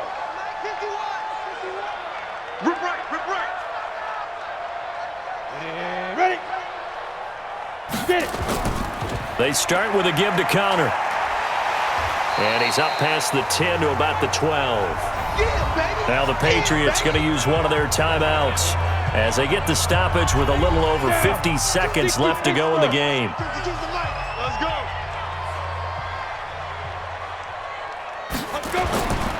They'll stay on the ground with Connor again. And nowhere to run on the interior of that defensive line. He'll get back only to the line of scrimmage. Here we go. 30 base.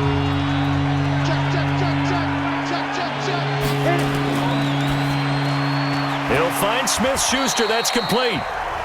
The Patriots will take their third and final timeout as the clock stops here with 46 seconds left to play. The Steelers send out their punter now, standing about a yard deep in his own end zone.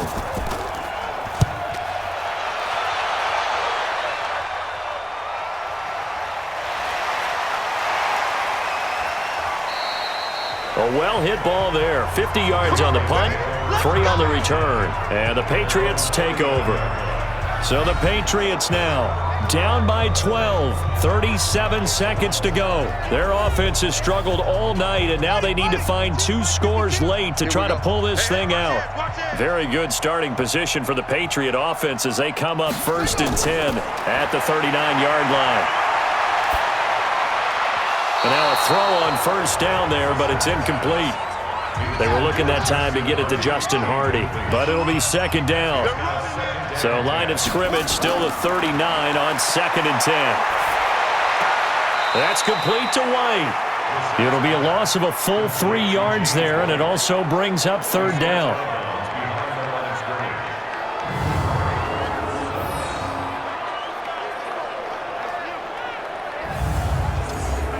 So negative yardage, a loss of 3 on 2nd down, and that leads to a tough 3rd down call. Let's get off the field, D. Here's Brissett. He's going to let it fly. And it's knocked away and incomplete.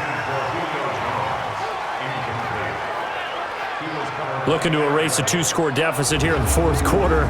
Going for some big plays. Yeah, they certainly were. They just decided one shot, didn't they? Forget trying to move the ball downfield in small little increments. Let's go for the big one. But how about the defense playing situational football, looking at the scoreboard and realizing what can hurt us most? The deep shot. They played it well.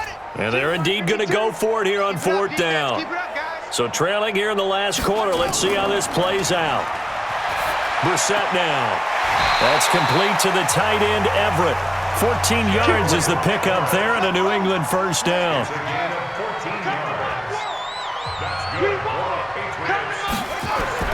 On 1st and 10, Brissett. Now a desperation throw deep downfield. And that'll be incomplete with 11 seconds remaining now.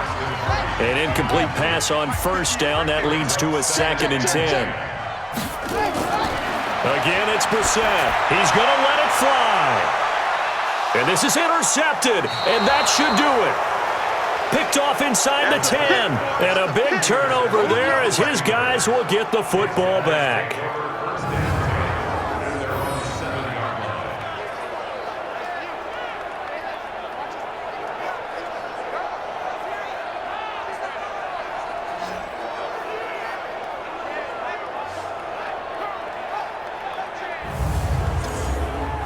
The Steeler offense here about ready for their next drive. And they've got this one in hand. No timeouts remaining defensively, so this one should just be one kneel and then handshakes. Now counter. And able to get it across the 20 before they get to him. So this one in the win column for the Pittsburgh Steelers. And partner, I must say, good to see you again. Been too long. And it's good to have football back, isn't it? Didn't you see me in preseason? Weren't we together in preseason? Yeah, but preseason, you know, it's preseason. This is week 1. Oh, you're trying to say real football. Real football. Not preseason football where we shake down the rosters and figure out who's going to play and maybe the starters don't play as much. Now it's the frontline guys from the first whistle. Yeah, I tuned you out in the preseason. And now I'm listening to you. So for the Steelers, it'll be a happy trip home as they start the season with a road victory here on a Monday night. And they will head back home next week. Meanwhile, for the Patriots, they obviously fall to 0-1 with the defeat. And they'll look to regroup next week as they head down to Miami to take on the Dolphins. That'll do it for us. I'm Brandon Gaudin alongside Charles Davis. Thanks to our entire crew as well. We'll talk to you next time. So long, everybody.